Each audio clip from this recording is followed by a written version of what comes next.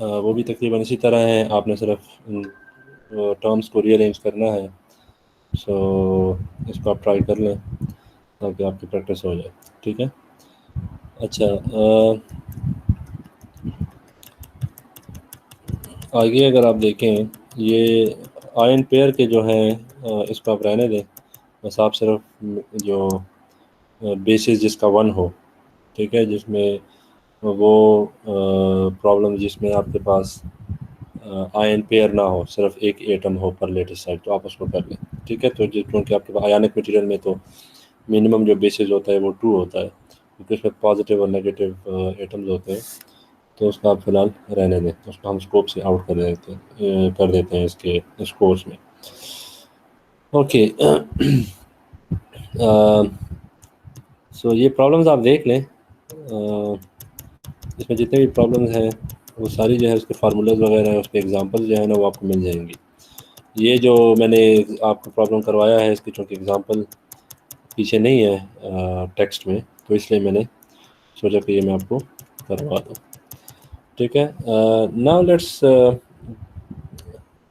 Getting back to the next chapter, और वो हमारे पास है chapter number 6, which goes by the name of mechanical properties.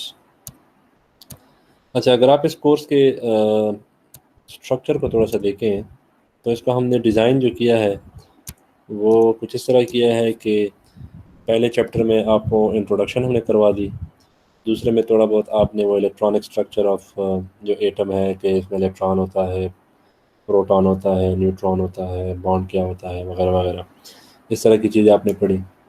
तीसरे चैप्टर में आपने पढ़ा स्ट्रक्चर कि एटॉमिक अरेंजमेंट क्या होती है, उसके कितने टाइप्स हैं, कितने सिस्टम उसमें पॉसिबल हैं। ठीक है। और तो हमने स्ट्रक्चर समझा, फिर हमने थोड़ा सा रियलिस्टिक किया उसको, उस स्ट्रक्चर में हमने इम्परफेक्शंस डाल दी कि अच्छा अगर इम्परफेक्शंस हो, स्ट्रक्चर अगर उस तरह ना हो जिस तरह होना चाहिए, तो फिर क्या होगा। तो ये पिछले चैप्टर में हमने वो चीज़ें पढ़ी। तो इसका मतलब ये है कि आपने स्ट्रक्चर को समझा कि स्ट्रक्चर क्या होता है, इसके पैरामीटर्स क्या हैं, इसमें अगर कोई ख़राबियाँ हो तो उसका क्या असर पड़ता है। ठीक है। उसके हवाले से आपने प्रॉब्लम्स भी की। अब स्ट्रक्चर की आपको थोड़ी बहुत समझ आ गई है। ठीक है। अब हमने जिस तरह होता है हमारे पास, कि हमारे पास जो मटेरियल की प्रॉपर्टीज़ होती हैं वो एक्चुअली फंक्शन होती हैं दो चीज़ों की। या स्ट्रक्चर का भी उस पर असर होता है कि उसका स्ट्रक्चर किस तरह है। प्रॉपर्टीज़ जो मटेरियल की होती हैं वो दो चीज़ों से मेनली आती है कि उसकी कॉम्पोजिशन क्या है, वो किन चीज़ों से बना है, और सेकेंडली वो एटम्स किस तरह एक दूसरे के साथ अरेंज्ड है। ठीक है, मतलब उसका स्ट्रक्चर। तो ये दो चीज़ें अगर आपको पता हो तो आप उस मटेरियल की प्रॉपर्टीज़ को प्रेडिक्ट कर सकते हैं या उसको चेंज कर सकते हैं अपनी मर्ज़ी के मुताबिक। तो हमने जनाब वो स्ट्रक्चर तो हमने पढ़ लिया। ठीक है। अब हम प्रॉपर्टीज़ पढ़ेंगे कि हमें जो प्रॉपर्टीज़ चाहिए बीइंग एन इंडस्ट्रियल इंजीनियर, तो वो कौन कौन सी हैं। तो हम ज़्यादातर यहाँ पे मैकेनिकल प्रॉपर्टीज़ पढ़ेंगे। बाकी जो ऑप्टिकल प्रॉपर्टीज़ हैं या जो केमिकल प्रॉपर्टीज़ हैं उसकी, तो उसमें हम ज़्यादा नहीं जाएंगे, क्योंकि हमारा मेनली काम क्या होता है, हमारे पास जब भी कोई मटेरियल आता है तो वो एक शेप में होता है और हम उसकी शेप को चेंज करने की कोशिश करते हैं, हम उसे किसी दूसरे शेप में चेंज करने की कोशिश करते हैं। ठीक है। तो उसमें ज़्यादातर आपके पास मैकेनिकल फोर्सेस ही उसमें काम आती हैं, या आप उसको बेंड करेंगे लोड लगा के, या आप उसको फोर्ज करेंगे मतलब हथौड़ा लगा के उस पर जोर डालेंगे, तो वही मैकेनिकल है। ठीक है। या आप उसको स्ट्रेच करेंगे या आप उसको कंप्रेस करेंगे, तो ये सारी चीज़ें जो हैं ये हमारे पास मैकेनिकल प्रॉपर्टीज़ में ही आती हैं उसकी। क्योंकि मैकेनिकल प्रॉपर्टीज़ क्या है, it's actually a response of a material to externally applied load, कि जब उस पर कोई बाहर से हम लोड डाल दें तो मटेरियल किस तरह रिस्पॉन्ड करता है। तो ये मैकेनिकल प्रॉपर्टीज़ हैं। तो इस चैप्टर में हम वो प्रॉपर्टीज़ पढ़ेंगे। अच्छा, ये प्रॉपर्टीज़ पढ़ने के बाद फिर हम क्या करेंगे, फिर हम वो स्ट्रक्चर बनता किस तरह है। ठीक है। हमने स्ट्रक्चर पढ़ा, हमने प्रॉपर्टीज़ पढ़ी, फिर हम ये पढ़ेंगे कि जनाब हमने प्रॉपर्टीज़ तो पढ़ ली, अब इस तरह की प्रॉपर्टीज़ हम किस तरह हासिल करेंगे। ज़रूरी बात हमने स्ट्रक्चर में थोड़ी सी चेंजेस करनी है। अच्छा, तो स्ट्रक्चर बनता किस तरह है, तो वो अगले जो हमारे पास इसके बाद जो लेक्चर्स हैं, जो कोर्स बाकी है, उसमें हम ये पढ़ेंगे कि हम ये स्ट्रक्चर्स किस तरह बना सकते हैं। ठीक है, और फिर उसके बाद फिर हम पढ़ेंगे कि जनाब पॉलीमर क्या होता है, उसका स्ट्रक्चर क्या होता है, उसकी प्रॉपर्टीज़ क्या है, फिर सिरामिक क्या चीज़ है, उसका स्ट्रक्चर कैसा है और उसकी प्रॉपर्टीज़ क्या है, फिर कॉम्पोजिट क्या चीज़ है, उसका स्ट्रक्चर क्या है और उसकी प्रॉपर्टीज़ क्या है। ठीक है, तो ये हमारा सारा कोर्स है। तो इस चैप्टर में हम पढ़ेंगे कि what are the mechanical properties. ठीक है, so going to the slides. So mechanical properties and behavior. Okay, so objective of this chapter is to, what are the objectives? The objectives are to introduce the basic concepts of the basic uh, concepts associated with mechanical properties of material. ठीक है, कि basic concepts क्या है हमारे पास, right? अच्छा, evaluate the factors that affect the mechanical properties of material। ठीक है, कि कौन से फैक्टर्स जो हैं वो मैकेनिकल प्रॉपर्टीज़ को अफेक्ट कर रहे होते हैं। और जो इसका अगला जो ऑब्जेक्टिव है वो है review some of the basic testing procedures. इन प्रॉपर्टीज़ को हम मेजर किस तरह करते हैं। ठीक है, तो उसके लिए कुछ टेस्टिंग प्रोसीजर्स हैं that engineers use to evaluate many of these properties. तो आउटलाइन अगर आप देख लें तो ये तो खैर आप बुक से भी देख सकते हैं। टेक्नोलॉजिकल सिग्निफिकेंस क्या है इसकी, टर्मिनोलॉजी फॉर मैकेनिकल प्रॉपर्टीज़, फिर टेंसाइल टेस्ट क्या है, फिर इससे प्रॉपर्टीज़ कौन सी हासिल होती हैं, फिर हमारे पास जो है ट्रू स्ट्रेस और स्ट्रेन क्या होता है, बेंड टेस्ट क्या होता है, हार्डनेस ऑफ मटेरियल क्या है, स्ट्रेन रेट क्या होता है। ठीक है, इस तरह की। अच्छा, फ्रैक्चर और इसके आगे जो है वो हम नहीं करेंगे, हम यहाँ पे सिर्फ इम्पैक्ट टेस्ट तक आएंगे। ठीक है, 6.9 आर्टिकल जो है यहाँ तक हम पढ़ेंगे, बाकी जो है वो नहीं पढ़ेंगे। ठीक है, क्योंकि हमने इस कोर्स को लिमिट तो करना है, क्योंकि हमारे पास इतना टाइम तो है नहीं। तो हम जो बेसिक चीज़ें हैं, क्योंकि आपको ये बेसिक कोर्स है सेकंड सेमेस्टर में, तो इसका मकसद ये है कि आपको मटेरियल की बेसिक समझ आ जाए। फिर आगे अगर आपको कोई एडवांस लेवल की ज़रूरत पड़ती है तो आप इस काबिल हों कि आप ये किताब खोल के आप ख़ुद उसको पढ़ सकें और समझ सकें। ठीक है, तो ये चीज़ें फिर आप ये फटीग वगैरह जो आप छोड़ दें। ओके, यहाँ पे अगर आप देखें तो जो हमारे पास ये देखें, पहले फिगर में हमारे पास जो है एयरक्राफ्ट है। ये हम किस चीज़ से बनाते हैं, ये हम ज़्यादातर एल्यूमिनियम एलॉय से बनाते हैं। ठीक है, एल्यूमिनियम एलॉय जो है ये हल्का है, क्योंकि इसका जो लाइव वेट है ये जहाज़ का। तो उसको अगर आप देख लें तो जहाज़ अगर मुसाफिरों से खाली भी हो तो तब भी इसको उड़ने में तो इसको ये अपना वज़न तो उठाएगा। तो जितना ये लाइट वेट होगा उतना जो है आपका फ्यूल का ख़र्चा कम आएगा उसको उठाने में। ठीक है, जितना ये हैवी होगा तो उतना ही आपका जो ख़र्चा है वो बढ़ेगा। ठीक है, अगर आप थोड़ा सा देख लें तो ये जो हमारे पास पुराने जो चाइना के साइकिल आते थे तो वो काफ़ी हैवी होते हैं। आजकल अगर आप देखें स्पोर्ट्स साइकिल तो काफ़ी हल्के होते हैं, आप उसको एक उंगली से भी उठा सकते हैं। दूसरी तरफ अगर आप देख लें तो हमारे पास उसकी जो स्ट्रेंथ को अगर आप देख लें तो ये जो स्पोर्ट्स साइकिल है इसकी स्ट्रेंथ जो है वो चाइना की साइकिल से ज़्यादा होती है। तो ये क्यों इस तरह का पॉसिबल हुआ कि हमारे पास, क्योंकि अमूमन तो हमारे पास जिस चीज़ का वज़न बढ़ता है उसका स्ट्रेंथ भी बढ़ता है, वो मज़बूत भी होता है। लेकिन आजकल अगर आप देखें तो हमारे पास जो मटेरियल जो जो जो प्रोडक्ट्स हैं, जो चीज़ें आप इस्तेमाल करते हैं, the things that you use in your daily life, तो उसको अगर आप देख लें so they are light but strong. ठीक है, तो ये किस तरह पॉसिबल हुआ? ये पॉसिबल हुआ इसी जो हम जो टॉपिक्स पढ़ रहे हैं, जो जो हम ये जो चीज़ें पढ़ रहे हैं, इसी से ये पॉसिबल हुआ कि हमने स्ट्रक्चर समझने की कोशिश की कि अच्छा अगर कोई चीज़ हैवी है और ये स्ट्रॉन्ग है तो अंदर जो है स्ट्रक्चर क्या है, और फिर हमने उस स्ट्रक्चर की प्रॉपर्टीज़ को देखना शुरू किया और फिर उस स्ट्रक्चर पे हमने अपनी मर्ज़ी के साथ चेंज करने की कोशिश की और हम उसमें कामयाब भी हुए। और आजकल आप देखें तो हमारे पास बेतहाशा जो है मटेरियल ऑप्शंस अवेलेबल हैं। आप कोई चीज़ बनाना चाहें तो आपके पास बहुत सारी ऑप्शंस होती हैं जिससे आप बना सकते हैं। ठीक है, सो तो अब यहाँ पे अगर इन्होंने एल्यूमिनियम इस्तेमाल किया है तो एल्यूमिनियम क्या है, ये हमारे पास एल्यूमिनियम एलॉयज़ जो होते हैं। एल्यूमिनियम इन इटसेल्फ तो सॉफ्ट मटेरियल है, लेकिन एल्यूमिनियम एलॉय जो है ये बहुत स्ट्रॉन्ग होते हैं और लाइट वेट भी होती है। ठीक है। तो जहाज़ का जो फ्रेम होता है वो स्ट्रांग होता है और लाइट वेट होता है, तो आपकी जो स्ट्रेंथ की प्रॉपर्टीज़ हैं वो भी आपके पास आ जाती हैं, और आपका वेट भी कम होता है, तो आपको जो फ्यूल का खर्चा है वो कम हो जाता है। और एयरक्राफ्ट में क्या करना है हमने, एयरक्राफ्ट का काम क्या है कि वो कम से कम खर्चे में एक जगह से दूसरी जगह तक पैसेंजर्स को ट्रांसपोर्ट कर सके, तो ये आपका फ़ायदा है, प्रॉफिट मार्जिन बढ़ता है इससे। दूसरी साइड पे अगर आप देख लें तो जो हमारे पास जो मटेरियल यूज़ होते हैं स्पोर्ट्स इक्विपमेंट में, ठीक है, वो भी हमारे पास लाइट वेट, स्टिफ, मजबूत हो, सख्त हो, मजबूत नहीं सख्त हो, टफ। टफ का मतलब ये है कि वो एकदम से टूटे ना, ठीक है, वो एनर्जी को एब्जॉर्ब कर सकें। जिस तरह के लेट सपोज आपके पास क्रिकेट का बैट होता है, तो आप देखें बॉलर जो है वो 90 miles per hour, 95 miles per hour से बॉल कर रहा होता है, वो जो हमारे पास हार्ड बॉल होता है क्रिकेट में, तो वो 95 माइल्स पर आवर से वो बॉल जो है वो आ रही होती है, और ये बैट्समैन जो है ना वो उसको बैट से मारता है और जाके वो, तो वो बैट टूटता नहीं है, और वो बैट जो है उस एनर्जी को जो है उसको एब्जॉर्ब भी करता है। अगर अदरवाइज़ अगर वो इस एनर्जी को एब्जॉर्ब ना करता, तो वो जो झटका महसूस होता बैट्समैन को ड्यूरिंग दी स्ट्रोक प्ले, वो काफ़ी ज़्यादा होता और वो उसके हाथ जो है उससे वो उसको तकलीफ़ होती। तो वुड जो है ये काफ़ी टफ मटेरियल है, ये एनर्जी को एब्जॉर्ब करता है, ठीक है। तो इसीलिए हम उसको वहाँ पे इस्तेमाल करते हैं।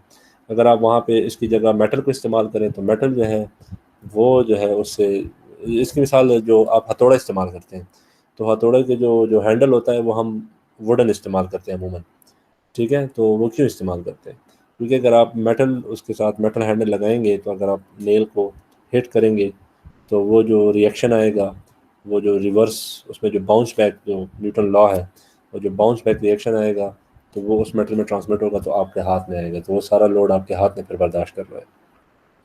तो हम इसलिए वुड को इस्तेमाल करते हैं। तो वुड क्या करता है, वुड उस एनर्जी को एब्जॉर्ब कर लेता है, ठीक है। So it's a kind of a dampener, उसको इस तरह कहते हैं। लेकिन खैर एनी हाउ, टफ का मतलब ये है कि वो कितनी एनर्जी एब्जॉर्ब कर सकता है कोई मटेरियल विदाउट ब्रेकिंग, टूटने से पहले। तो ये अमूमन हम जो है इम्पैक्ट जहाँ पे आता है, इम्पैक्ट का क्या मतलब है कि एकदम से बहुत ज़्यादा एनर्जी आ जाए। मिसाल के तौर पे अगर गाड़ियों का एक्सीडेंट होता है, तो वो क्या होता है, एकदम से जो है वो सारी एनर्जी जो है ना वो वहाँ पे एब्जॉर्ब होनी होती है उस एक्सीडेंट में। क्यों, क्योंकि वो तो 1 सेकंड 2 सेकंड के अंदर अंदर वो एक्सीडेंट हो जाता है। या अगर बैट्समैन ने बॉल को प्ले करना है, तो वो बॉल जिस मोमेंटम से आ रहा है उसका अपना मास है और फिर उसकी जो वेलोसिटी है, तो उसका मोमेंटम बन जाता है। तो वो आता है और वो उस बॉल के साथ, उस बैट के साथ हिट होना होता है उसको with in a fraction of second, ठीक है। तो वो एनर्जी उसने जो है वो करनी है। अच्छा, एनी हाउ, सो टफ का मतलब क्या है, the amount of energy that a material can absorb before breaking. And impact resistance जो मैं बात कर रहा था, ठीक है, कि अगर उस पर एकदम से बहुत ज़्यादा लोड आ जाए, तो वो उसको बर्दाश्त कर सके। अच्छा, अब जो टर्मिनोलॉजी हमारे पास इस्तेमाल होती है मैकेनिकल प्रॉपर्टीज़ में, तो सबसे पहले हमारे पास जो हम अभी कर भी रहे थे इन द लास्ट चैप्टर, जब हम ये श्मिट्स लॉ कर रहे थे, तो मैंने वहाँ पे टर्म इस्तेमाल किया स्ट्रेस। तो स्ट्रेस क्या चीज़ है, स्ट्रेस जो है इट्स अ फोर्स और लोड। फोर्स या लोड जो है ये हम सिनोनिमसली इस्तेमाल करेंगे, या हम उसे फोर्स कहेंगे या हम उसे लोड कहेंगे। तो आपने इसमें कंफ्यूज नहीं होना, लोड का मतलब ही फोर्स ही है, ठीक है। फोर्स और लोड पर यूनिट एरिया, ठीक है, पर यूनिट एरिया जो आप फोर्स और लोड डालते हैं ऑफ क्रॉस सेक्शन, ठीक है, किसी क्रॉस सेक्शन पे, ठीक है, ओवर विच द फोर्स और लोड इज एक्टिंग, उस क्रॉस सेक्शन पे जिस पे वो लोड अप्लाई हो रहा है, ठीक है, उसको हम कहते हैं स्ट्रेस। अच्छा, स्ट्रेन क्या है, स्ट्रेन जो है elongation change in dimensions per unit length, के पर यूनिट लेंथ कितना जो है उसमें, या वो एक्सपेंड कर मतलब एक्सटेंड हो रहा है, ठीक है, एलोंगेट हो रहा है, या वो श्रिंक कर रहा है, ठीक है, राइट, रिड्यूस हो रहा है। तो मतलब अगर आप किसी चीज़ को खींचेंगे, तो वो पर यूनिट लेंथ कितना खिंचाव उसमें आ रहा है, या उसके डायमेंशन कितने चेंज हो रहे हैं, तो इसको हम कहते हैं स्ट्रेन। यंग्स मॉडुलस क्या है, यंग्स मॉडुलस जो है the slope of linear part of the stress strain curve in the elastic region same as modulus of elasticity. Young's modulus और मॉडुलस ऑफ इलास्टिसिटी जो है ये एक ही चीज़ है, ठीक है।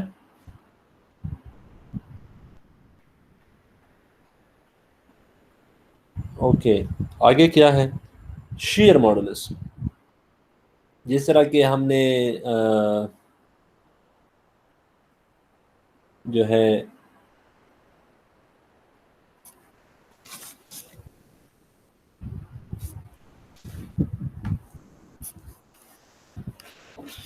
जिस तरह हमारे पास स्ट्रेस होता है टेंसाइल या कंप्रेसिव, तो उसमें जिस तरह मैंने अभी बात की पिछले ये टॉपिक में, जो श्मिट्स लॉ हम पढ़ रहे थे कि जनाब वहाँ पे हमारे पास अगर एरिया जो है, जिस एरिया पे लोड अप्लाई हो रहा है, अगर वो एरिया उसके परपेंडिकुलर है तो उसे हम कहते हैं टेंसाइल स्ट्रेस या कंप्रेसिव स्ट्रेस। लेकिन अगर वो एरिया उस अप्लाइड फोर्स के पैरेलल है तो फिर हम उसे कहते हैं शेयर स्ट्रेस या शेयर स्ट्रेन, शेयर स्ट्रेस और शेयर स्ट्रेन। तो यहाँ पे अगर आप देखें तो यहाँ पे शेयर मॉडुलस की जो बात है तो ये एक्चुअली यंग्स मॉडुलस ही है, the slope of the linear part of the shear stress strain curve. Young modulus क्या है? The slope of the linear part of the stress strain curve. लेकिन अगर आप उसको शेयर में ले लें तो ये भी वही चीज़ है, लेकिन शेयर जहाँ पे एरिया जो है वो पैरेलल होगा फोर्स के। विस्कोसिटी क्या चीज़ है? Measure of resistance to flow, गाढ़ापन। ठीक है, कि एक चीज़ जो है वो फ्लो मतलब उसका उसके जो बहने का जो क्राइटेरिया है, जिस तरह पानी जो फ्लो करता है, तो बहुत सारी चीज़ें हैं, जिस तरह शहद है, शहद जो है वो गाढ़ा होता है तो वो उतनी तेज़ी से फ्लो नहीं करता जितनी तेज़ी से पानी करता है।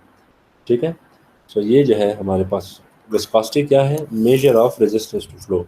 तो जितना वो तेज़ी से फ्लो करेगा उतनी उसकी विस्कोसिटी कम होगी, जितना वो आराम से फ्लो करेगा उतनी उसकी विस्कोसिटी ज़्यादा होगी। तो ये गाढ़ापन, जितना वो गाढ़ा होगा वो आराम से फ्लो करेगा। ठीक है, अच्छा, तो इसको हम डिफाइन किस तरह करते हैं? Defined as the ratio of shear stress to shear strain rate. Units जो है वो इसके पॉइज और ठीक है, ये जो है शेयर स्ट्रेन रेट और शेयर स्ट्रेस का रेशो है। ठीक है, ओके। थिक्सोट्रोपिक बिहेवियर क्या है? Material that show shear thinning and also an apparent viscosity that at a constant rate of shear decreases with time। मतलब अगर किसी चीज़ का गाढ़ापन जो है, अगर आप उसमें उसको आप बार बार फ्लो करें, ठीक है, बार बार उसको आप जो है उसमें लेट्स सपोज अगर आप किसी चीज़ में चम्मच हिला रहे हैं और वो आपके चम्मच हिलाने से वो पतला होना शुरू हो जाए, तो उसे हम कहते हैं शेयर थिनिंग। क्योंकि वो जो आप चम्मच उसमें हिला रहे हैं वो एक्चुअली शेयरिंग है ना, उसके उसमें आप चम्मच जो है वो क्या कहते हैं उसे, you are stirring it, right. अंग्रेजी में उसको स्टेर कहते हैं, और उर्दू में क्या कहते हैं उसे। तो आप उसको जब स्टेर कर रहे होते हैं, जिस तरह के सपोज अगर आप दही है आप उसमें चम्मच स्टेर करें तो उससे लस्सी बन जाती है, तो वो थिक से थिन हो जाता है, तो इसको कहते हैं शेयर थिनिंग। ठीक है, ओके। यहाँ पे अगर आप देखें तो ये जो पहला कॉन्फ़िगरेशन है हमारे पास, ये वाला, ये हमारे पास टेंसाइल है। इसमें हम क्या करते हैं? हम अपोजिट डायरेक्शन में फोर्स अप्लाई करते हैं किसी मटेरियल पे, तो ये हमारे पास टेंसाइल कॉन्फ़िगरेशन। बेंडिंग क्या है? कि हम मटेरियल का एक एंड फिक्स कर दें और दूसरे एंड पे लोड लगा दें। ठीक है, तो ये क्या करेगा? ये बेंड करेगा, तो इसको हम कहते हैं बेंडिंग। कंप्रेसिव जो है वो टेंसाइल के उल्टा है। ठीक है, यहाँ पे फोर्स आउटवर्ड है, यहाँ पे फोर्स मटेरियल पे इनवर्ड है। ठीक है, शेयर को अगर आप देख लें कि अगर आप इस तरह फोर्स लगाएं, ठीक है, यहाँ पे देखें ना, यहाँ पे टेंसाइल में और कंप्रेसिव में फोर्स का जो एक्सेस है वो एक ही है, ये एक्सेस है ना, इसी पे दोनों तरफ से फोर्स लग रहा है। ठीक है, चाहे वो यहाँ पे एक्सेस डिफरेंट है। तो यहाँ पे क्या होगा? अगर आप नीचे वाले साइड को इस तरफ पुश करेंगे और ऊपर वाले साइड को इस तरफ पुश करेंगे तो मटेरियल क्या करेगा? वो इस तरह होगा, उसकी शेप चेंज हो जाएगी, वो डिफ्लेक्ट करेगा या जो भी आप नाम देना चाहें। अच्छा, अगर हम इसको जो है स्ट्रेस और स्ट्रेन को जो है हम जो है उसका ग्राफ बनाना चाहें, ठीक है, तो हम एक्स एक्सिस पे स्ट्रेन लेते हैं और वाई एक्सिस पे हम स्ट्रेस लेते हैं। ठीक है, तो यहाँ पे अगर आप देखें तो अगर आप जितना जो है मटेरियल में स्ट्रेस बढ़ेगा उतना उसमें स्ट्रेन भी बढ़ेगा। ठीक है, उतना नहीं तो स्ट्रेन भी बढ़ेगा, ठीक है, उससे कम बढ़ेगा या उससे ज़्यादा भी बढ़ सकता है। जैसा रबर होता है, रबर पे आप कम लोड लगाते हैं लेकिन वो बहुत ज़्यादा एलोंगेट हो जाता है, ठीक है। तो रबर जो है उसमें ये प्रॉपर्टी है कि उसमें स्ट्रेस कम प्रोड्यूस करने से स्ट्रेन ज़्यादा प्रोड्यूस हो जाता है। तो रबर के लिए अगर आप देखें तो वो कुछ इस तरह होगा, ठीक है, उसकी लाइन जो है वो इस तरह होगी। क्यों? क्योंकि इसमें स्ट्रेस तो कम प्रोड्यूस होगा लेकिन स्ट्रेन बहुत ज़्यादा प्रोड्यूस। अगर आप किसी ब्रिटल मटेरियल को ले लें, कोई सख्त मटेरियल जो हो, स्टिफ, इस तरह के आपके पास आयरन है, तो उसमें क्या होगा, उसमें स्ट्रेस ज़्यादा प्रोड्यूस करेंगे लेकिन उसके मुकाबले में स्ट्रेन कम प्रोड्यूस होगा, ठीक है। यहाँ पे अगर आप देखें तो यहाँ पे जितना स्ट्रेस प्रोड्यूस होता है वहाँ उतना ही स्ट्रेन प्रोड्यूस हो रहा है, ठीक है। ये जो है इसका स्लोप अगर आप ले लें, स्ट्रेस डिवाइडेड बाय स्ट्रेन, तो इसको हम कहते हैं यंग्स मॉडुलस। तो यंग्स मॉडुलस किस चीज़ के बराबर है? स्ट्रेस डिवाइडेड बाय स्ट्रेन, ठीक है। स्ट्रेन को हम एप्सिलॉन से डिनोट करते हैं और स्ट्रेस को हम सिग्मा से डिनोट करते हैं, ठीक है, क्लियर। अच्छा, ज़रूरी नहीं है कि ये रिलेशनशिप लीनियर भी हो, राइट, ये नॉन लीनियर भी हो सकती है, ठीक है, कि जब आप किसी मटेरियल पे लोड डालें तो पहले उसमें स्ट्रेन कम प्रोड्यूस हो, फिर स्ट्रेन जो है वो तेज़ी से बढ़ना शुरू हो जाए, फिर उससे भी ज़्यादा तेज़ी से बढ़ना शुरू हो जाए। और स्ट्रेस जो है ये देखें, अब यहाँ पे अगर आप देखें, अगर आप इस पॉइंट पे देखें तो स्ट्रेस इतना है, इतना स्ट्रेस हमने इस पे इस पे लोड डाला है या हमने इसमें स्ट्रेस जनरेट किया, लेकिन स्ट्रेन जो है वो इतना है। फिर जनाब अगर आप देखें तो यहाँ पे अगर आप इस पॉइंट पे ले लें तो स्ट्रेस हमने इतना बढ़ा दिया ये, और स्ट्रेन यहाँ से यहाँ तक आ गया है, ठीक है, क्लियर। अच्छा, फिर यहाँ पे देखिए तो स्ट्रेस हमारे पास ऑलमोस्ट जो है वो इतना बड़ा है और स्ट्रेन हमारे पास तकरीबन इतना ज़्यादा बड़ा है। और फिर देखें तो स्ट्रेस ऑलमोस्ट कांस्टेंट होता है, इधर इधर से इससे बढ़ता नहीं है और स्ट्रेन आपके पास आगे जा रहा होता है, ठीक है। तो ज़रूरी नहीं है कि ये रिलेशनशिप जो है ये लीनियर हो, ये नॉन लीनियर भी हो सकता है, ठीक है। ओके, आप चैट में थोड़ा सा मुझे बताएं आपको समझ भी आ रही है कि नहीं, ठीक है। आप माइक तो ऑन ना करें लेकिन चैट में थोड़ा सा आप कमेंट करें कि आपको समझ आ रही है कि नहीं, ठीक है। ओके,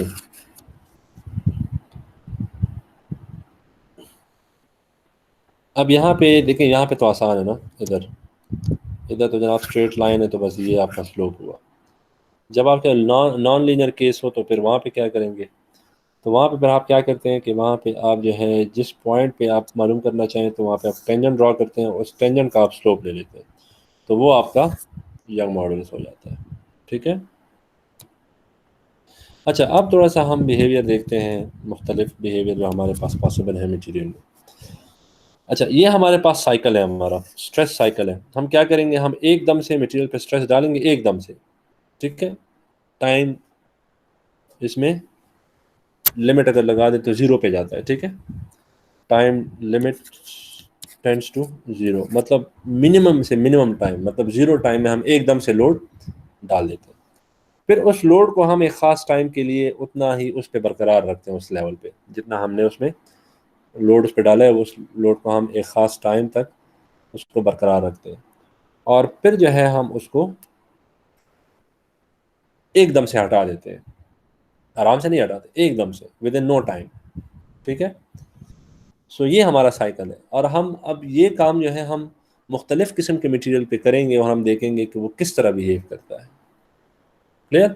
एकदम से लोड डालेंगे उस पर, फिर उस लोड को कुछ टाइम के लिए बरकरार रखेंगे और फिर एकदम से उस लोड को हटाएंगे, और हम देखेंगे कि अगर हम यही काम मेटल के साथ करें तो वो किस तरह बिहेव करता है, और अगर इसी तरह का काम हम प्लास्टिक के साथ करते हैं तो वो किस तरह बिहेव करता है, अगर हम किसी और मटेरियल के साथ करते हैं तो वो किस तरह बिहेव करता है। तो यहाँ पे अगर आप देखें जो पहला वाला है, तो इसमें क्या है कि जैसे ही हमने स्ट्रेस उसमें उस पर डाला तो इसमें स्ट्रेन भी एकदम से प्रोड्यूस हुआ, ठीक है।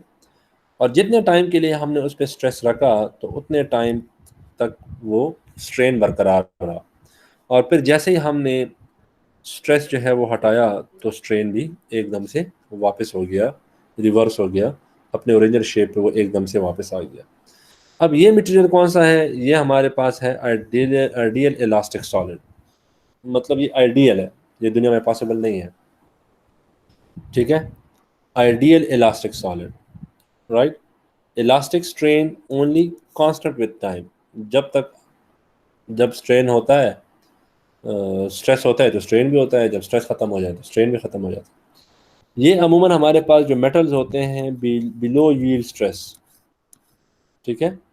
यील्ड स्ट्रेस के नीचे, अगर आप वो स्ट्रेस स्ट्रेन डायग्राम को देखें ना, जिस इससे पहले स्लाइड में हमने किया ये वाला, ठीक है।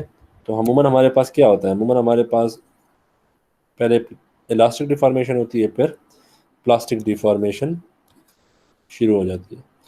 तो ये आपका वो ये यंग मॉडुलस या ये, सॉरी यंग मॉडुलस नहीं, ये आपका वो यील्ड स्ट्रेस है, ठीक है, ये पॉइंट। तो इससे नीचे नीचे अगर आप लोड होगा इस रीजन में, मेटल्स की बात कर रहे हैं, किस चीज़ की बात कर रहे हैं, मेटल्स की, तो ये इस तरह बिहेव करते हैं, ठीक है, या क्लोज टू दिस। अच्छा, दूसरे को अगर आप देखें तो दूसरे में क्या है, आपने जिस तरह स्ट्रेस डाला उसी तरह स्ट्रेन प्रोड्यूस हुआ एकदम। स्ट्रेस एकदम आपने डाला है तो स्ट्रेन एकदम से प्रोड्यूस हुआ। फिर जितने टाइम के लिए आपने स्ट्रेन को रखा है उतने ही टाइम के लिए हमारे पास स्ट्रेन भी रहा है। स्ट्रेस को ऊपर रखा है तो नीचे स्ट्रेन भी उतना ही रहा है।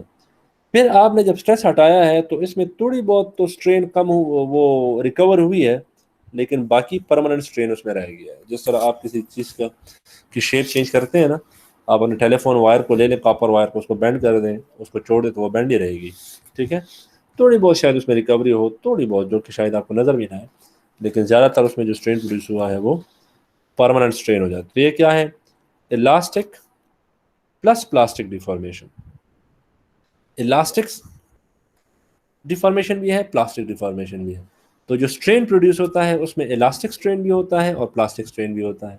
तो जब आप स्ट्रेस रिमूव करेंगे तो जो उसमें जो इलास्टिक स्ट्रेन का जो कंपोनेंट है वो तो ख़त्म हो जाएगा, वो रिवर्स हो जाएगा, ठीक है। लेकिन जो उसमें जो प्लास्टिक स्ट्रेन का जो कंपोनेंट है, जो कि डिसलोकेशन के मोशन की वजह से आपके पास आया, याद रहे, स्लिप के अकर होने के बाद वो जो आपके पास जो प्लास्टिक स्ट्रेन आया है वो अपनी जगह पे रहेगा। क्यों? क्योंकि स्लिप तब होगा जब बॉन्ड टूटेगा, और बॉन्ड जब टूटता है तो वो इरिवर्सिबल प्रोसेस हो जाता है, क्योंकि दोबारा बॉन्ड बनाने के लिए आपको उस पर काम करना होता है, ठीक है, you need to work on it, right. तो वो खुद ब खुद से नहीं बनता, ठीक है, उसको माहौल चाहिए होता है, वो एनर्जी चाहिए होती है जिसमें वो बॉन्ड बने। तो हम करते क्या है कि, तो वो क्या होता है, क्योंकि वो एक इरिवर्सिबल प्रोसेस है, डिसलोकेशन ने मूव कर लिया है, बॉन्ड टूट गए हैं, तो वो वापस अपनी जगह पे नहीं आएगा, क्योंकि शायद उसने आगे दूसरा बॉन्ड बना लिया हो। अब उस बॉन्ड को तोड़वाने के लिए, यहाँ पे वापस आने के लिए आपको और एनर्जी चाहिए होगी उस सिस्टम में देने के लिए। सो वो जो प्लास्टिक स्ट्रेन है, ये वाला पोर्शन, वो जो है वो रह जाएगा और वो परमानेंट होगा, ठीक है। Plastic strain is permanent. तो ये क्या है, ductile materials above yield stress. ये जो आप अमूमन ये जो गाड़ी चलाते हैं ना, और अल्लाह ना करे आपको कोई एक्सीडेंट हो जाए या साइड से मोटरसाइकिल वाला जो है वो गाड़ी के साथ टच हो जाए, तो वो गाड़ी पे जो डेंट पड़ता है, तो वो डेंट क्या चीज़ है, वो एक्चुअली प्लास्टिक स्ट्रेन है, ठीक है। इसके बाद आप किसी के पास जाएँ तो उसे डेंट ना कर सके, ये प्लास्टिक स्ट्रेन प्रोड्यूस हुई है, तो वो आपका मुंह देखेगा कि ये क्या कह रहा है, ठीक है। ओके, ये जो चौथा जो फिगर है इसमें अगर आप देखें तो जब हमने, अच्छा, स्ट्रेस हम उसी तरह डाल रहे हैं एकदम से, लेकिन इसमें स्ट्रेन आराम से प्रोड्यूस हो रहा है, ठीक है। और जब आप स्ट्रेस को छोड़ देते हैं तो स्ट्रेन भी आराम से जो है उससे निकल आता है। ये क्या है, इसे हम कहते हैं विस्को इलास्टिक मटेरियल्स। इसमें सम इंस्टेंटेनियस इलास्टिक स्ट्रेन, मतलब ये जो है इंस्टेंटेनियस का क्या मतलब है कि जैसे ही स्ट्रेस आपने डाला एकदम ही स्ट्रेन प्रोड्यूस होना शुरू हुआ, फॉलोड बाय इलास्टिक स्ट्रेन, ठीक है। फिर ये इलास्टिक स्ट्रेन है विच इंक्रीजेज विद टाइम। अगर आप स्ट्रेस को रखें, ये देखिए स्ट्रेस को हमने कांस्टेंट रखा है यहाँ पे, तो ये देखिए ये इंक्रीज हो रहा है, ठीक है। और फिर क्या हुआ, under stress and recover slowly. और जब आप आपने स्ट्रेस एकदम से हटाया है, लेकिन इसकी रिकवरी आराम आराम से हो रही है। सम विस्कस प्लास्टिक फ्लो में आल्सो अकर, ठीक है। और इसमें थोड़ी बहुत, ये देखें, ये जो नीचे जो आपके पास, ये जो नीचे नहीं आ रहा है ये ग्राफ, ये जो है थोड़ी बहुत जो प्लास्टिक स्ट्रेन है वो तो परमानेंट होती है, तो वो तो रह जाएगी। ये जो थर्मोप्लास्टिक्स होते हैं ना आपके पास, जो ये जो प्लास्टिक्स अमूमन आपके पास ये जो गर्म में होते हैं, ये आप जिससे हार्ड प्लास्टिक नहीं, सॉफ्ट प्लास्टिक की मैं बात कर रहा हूँ, ठीक है। तो उसको आप देखें, उसका मैजिक बॉल ले लें, उसको आप प्रेस करें, फिर आप उसको छोड़ें तो आराम आराम से वापस अपनी जगह पे आ जाता है। ठीक है, तो ये इस तरह के मटीरियल होते हैं। अच्छा, ये जो है इसको अगर आप देखें तो इसमें हमने जनाब जैसे ही हमने स्ट्रेस डाला तो एकदम से उसमें स्ट्रेन भी प्रोड्यूस हुआ, लेकिन स्ट्रेस अब कांस्टेंट है। देखें स्ट्रेस हमारे पास इस तरह है कांस्टेंट, ये देखें ये कांस्टेंट है, लेकिन स्ट्रेन बढ़ रहा है। ठीक है, फिर जब हमने स्ट्रेस रिमूव किया तो स्ट्रेन भी, मेजर स्ट्रेन रिमूव हुआ और कुछ जो है वो रह गया इलास्टिक स्ट्रेन, ज़्यादातर इलास्टिक स्ट्रेन था, कुछ प्लास्टिक स्ट्रेन था। तो ये जो रबरी मटेरियल्स होते हैं, extensive elastic strain plus some non recoverable plastic strain, जिस तरह रबर्स नहीं होते आपके पास, ये टायर जो है जिससे बनते हैं, और ये जो आपके पास और मुख्तलिफ मिसाल के तौर पे वो जो उसे हम क्या कहते हैं, रबर स्ट्रिंग जो आपके पास आते हैं, जो आप नोटों की जो गद्दी बनाते हैं उससे यहाँ रैप करते हैं, तो वो भी इसी तरह होते हैं। आप बार बार इस्तेमाल उसे करते हैं तो वो भी जो है अपनी जो उसका डायमीटर होता है वो बढ़ जाता है। तो वो क्या होता है, इसमें प्लास्टिक स्ट्रेन जो है वो बढ़ रहा होता है, क्योंकि बार बार इस्तेमाल करने के साथ बार बार आप उस पर स्ट्रेस डाल रहे हैं। ठीक है, अच्छा, इसको अगर आप देखें तो ये देखें इसमें इंस्टेंटेनियस स्ट्रेन प्रोड्यूस हुआ, फिर जनाब आपके पास जो है आराम आराम से स्ट्रेन इंक्रीज होता है, प्लास्टिक फ्लो होता है उसमें, फिर थोड़ा सा जो है, अब ये इसके उल्टा है, ये और ये आपस में उल्टे हैं। यहाँ पे देखें, यहाँ पे इलास्टिक स्ट्रेन बहुत ज़्यादा है और प्लास्टिक स्ट्रेन बहुत कम है। यहाँ पे इलास्टिक स्ट्रेन कम है, प्लास्टिक स्ट्रेन ज़्यादा है, तो फिर वो मेजर जो प्लास्टिक स्ट्रेन है वो रह जाता है। ठीक है, ये अगर आप रबर को गर्म कर दें ना, उसके जो ग्लास ट्रांजिशन टेम्परेचर है, या ग्लास ट्रांजिशन टेम्परेचर अमूमन जो है वो मटेरियल का जो मेल्टिंग पॉइंट का जो आधा टेम्परेचर होता है वो उससे उसके ऊपर उसका ग्लास ट्रांजिशन टेम्परेचर शुरू हो जाता है अमूमन, या उससे वो बढ़ जाता है, तो आपके पास वो मटेरियल्स जो कि आपके पास उसके ग्लास ट्रांजिशन टेम्परेचर से ऊपर हो तो वो इस तरह बिहेव करते हैं। अच्छा, यहाँ पे अगर आप देखें तो यहाँ पे चूंकि ये लीनियर बिहेवियर है, यहाँ पे नॉन लीनियर है, बाकी चीज़ यही है, लेकिन यहाँ पे नॉन लीनियर है, तो इसको हम कहते हैं क्रीप। अब आपने अमूमन ये घर की अलमारियों के शेल्फ जो होते हैं वो देखे होंगे कि अगर आप उस पर बहुत हैवी कोई चीज़ रख दें तो वो शेल्फ, अगर आप उसे जैसे ही आप रखते हैं आप देखते हैं तो वो शेल्फ पे कोई असर नहीं पड़ता, लेकिन अगर वो उस पर हफ्तों महीनों सालों पड़ा रहे तो वो शेल्फ नीचे बेंड कर जाता है। ठीक है ना, तो इसे हम कहते हैं क्रीप, जो with the passage of time जो है आपके पास उसमें जो स्ट्रेन प्रोड्यूस होता है, तो उसे हम कहते हैं क्रीप। अमूमन इसका रिलेशनशिप जो है वो टेम्परेचर के साथ भी है। ठीक है, कि वो टेम्परेचर के साथ उसमें स्ट्रेन प्रोड्यूस हो, तो plastic strain increasing with time. ठीक है, जो मैंने मिसाल दी आपको, घर के अलमारियों के जो शेल्फ्स होते हैं, ठीक है, वो कुछ अरसे बाद जो है वो बेंड हो जाते हैं, तो वो क्यों होते हैं, उसको हम कहते हैं प्रॉपर्टीज कॉल्ड क्रीप। ठीक है, ओके।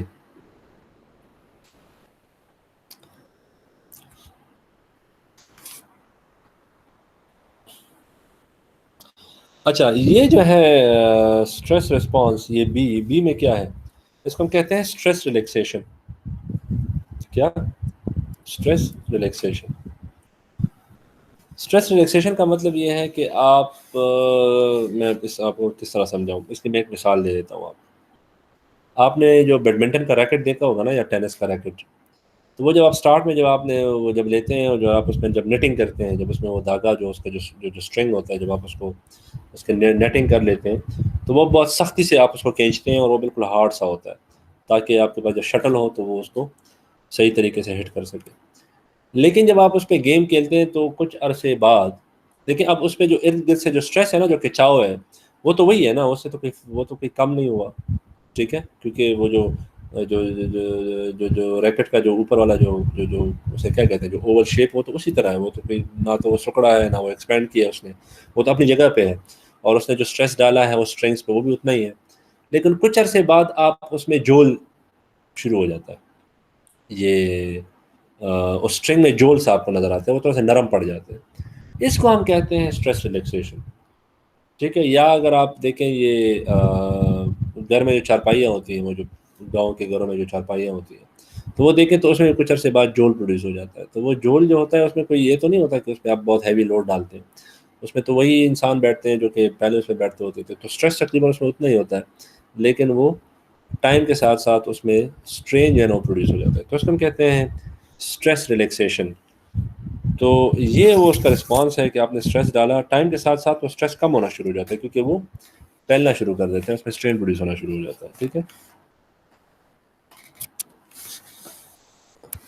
या स्ट्रेन उतना ही होता है लेकिन स्ट्रेस उसमें कम हो जाता है। ठीक है, इसको इस तरह ले लें। ठीक है, कि स्ट्रेस तो जो है वो कम हो जाता है। Right, okay. ये वो जो हम बात कर रहे थे, shear थिकनिंग और shear थिनिंग, हमारे पास जो मटेरियल होते हैं वो अमूमन हमारे पास या वो न्यूटोनियन होते हैं। न्यूटोनियन मतलब ये है कि जिस तरह पानी है, पानी को आप क्या, उसे क्या कहते हैं, अगर आप उसको फ्लो करना चाहें तो जिस स्पीड से आप उसे फ्लो करना चाहते हैं उसी स्पीड से वो फ्लो हो जाता है, तो उसमें कोई लैग नहीं होता। ठीक है, लेकिन अगर आप शहद को ले लें तो शहद को आप जिस स्पीड से जो है फ्लो कराना चाहते हैं वो उससे आराम से फ्लो होता है, तो इसमें लैग होता है। ठीक है, तो इसी तरह जो है आपके पास मुख्तलिफ से मटीरियल हैं। तो आपके पास ये जो न्यूटोनियन होते हैं उसमें स्ट्रेस और स्ट्रेन जो है ना वो प्रोपोर्शनल होते हैं। प्रोपोर्शनल से क्या मुराद है कि जितना आपने उसमें शेयर स्ट्रेस डाला उतना ही शेयर स्ट्रेन उसमें प्रोड्यूस हो जाए। ठीक है, ये देखें। लेकिन शेयर थिनिंग क्या होता है कि आप उसमें जब शेयर स्ट्रेस डालते हैं तो उसकी जो शेयर जो स्ट्रेन है वो उससे ज़्यादा प्रोड्यूस होता है, उसको हम कहते हैं शेयर थिनिंग। इसकी मिसाल में वही जो दही की मैंने मिसाल दिया, आप उसमें चम्मच हिलाएं तो वो उससे लस्सी बन जाती है। ठीक है, तो आप उतनी स्पीड से उसमें वो हिला रहे हैं चम्मच, लेकिन उसकी जो फ्लो है वो तेज़ होता जा रहा है, स्ट्रेन उसमें शेयर स्ट्रेन उसमें तेज़ी से प्रोड्यूस होता है। और कुछ चीज़ें इस तरह होती हैं जो कि शेयर थिकनिंग होती हैं, जिसमें आप चम्मच हिलाने से वो गाढ़ा हो जाता है। मिसाल के तौर पे जब आप ये कस्टर्ड वगैरह बनाते हैं, उसे कुक कर रहे होते हैं ना, तो आप जितना उसमें वो शेयरिंग कर रहे होते हैं वो गाढ़ा होना शुरू हो जाता है। ठीक है, राइट, तो हम कहते हैं शेयर थिकनिंग। क्लियर?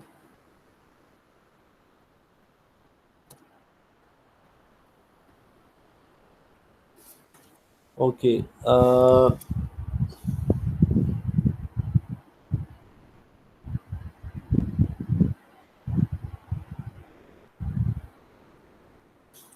अच्छा, अब अगर हम यहाँ पे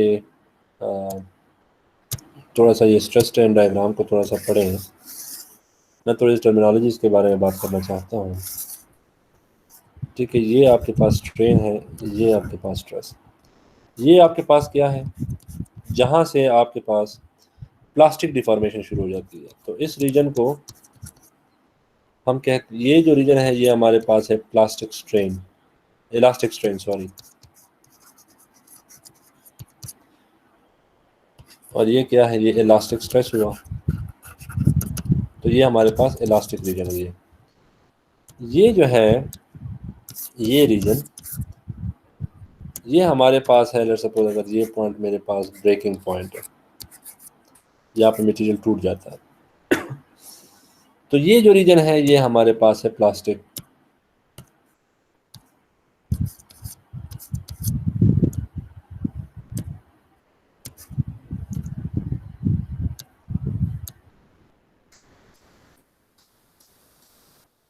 प्लास्टिक रीजन।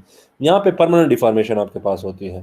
तो जब मटेरियल जो है वो इस पॉइंट को क्रॉस करेगा, जब आप स्ट्रेस उस पर इस पॉइंट से ज़्यादा डालेंगे तो प्लास्टिक डिफॉर्मेशन के फेज में शिफ्ट हो जाएगा। तो ये होता है क्या है, आपके पास डिसलोकेशन है, आप डिसलोकेशन पे जोर डाल रहे हैं, डिसलोकेशन अभी खड़ा है, रेजिस्ट कर रहा है, लेकिन एक ख़ास लिमिट के बाद वो मूव करना शुरू कर देता है, डिसलोकेशन मूव हो जाता है, बॉन्ड टूट जाते हैं, तो आपके पास प्लास्टिक डिफॉर्मेशन शुरू हो जाती है। इस स्ट्रेस को जो हम कहते हैं, ये जो स्ट्रेस है हमारे पास, ये, इसको हम कहते हैं यील्ड स्ट्रेस। ठीक है, यील्ड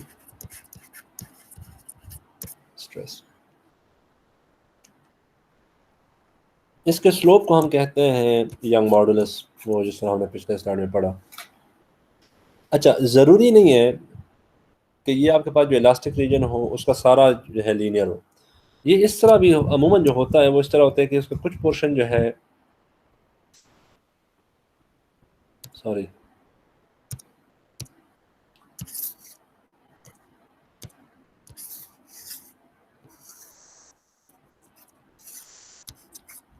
इसका कुछ पोर्शन, ये जो पोर्शन है ये लीनियर है, ठीक है, और कुछ जो है ये नॉन लीनियर है। तो इस टोटल को तो हम कहते हैं इलास्टिक लिमिट। क्या कहते हैं? इस टोटल को हम कहते हैं इलास्टिक लिमिट। लेकिन ये यहाँ जहां तक ये लीनियर है इसको हम कहते हैं प्रोपोर्शनल लिमिट। क्या?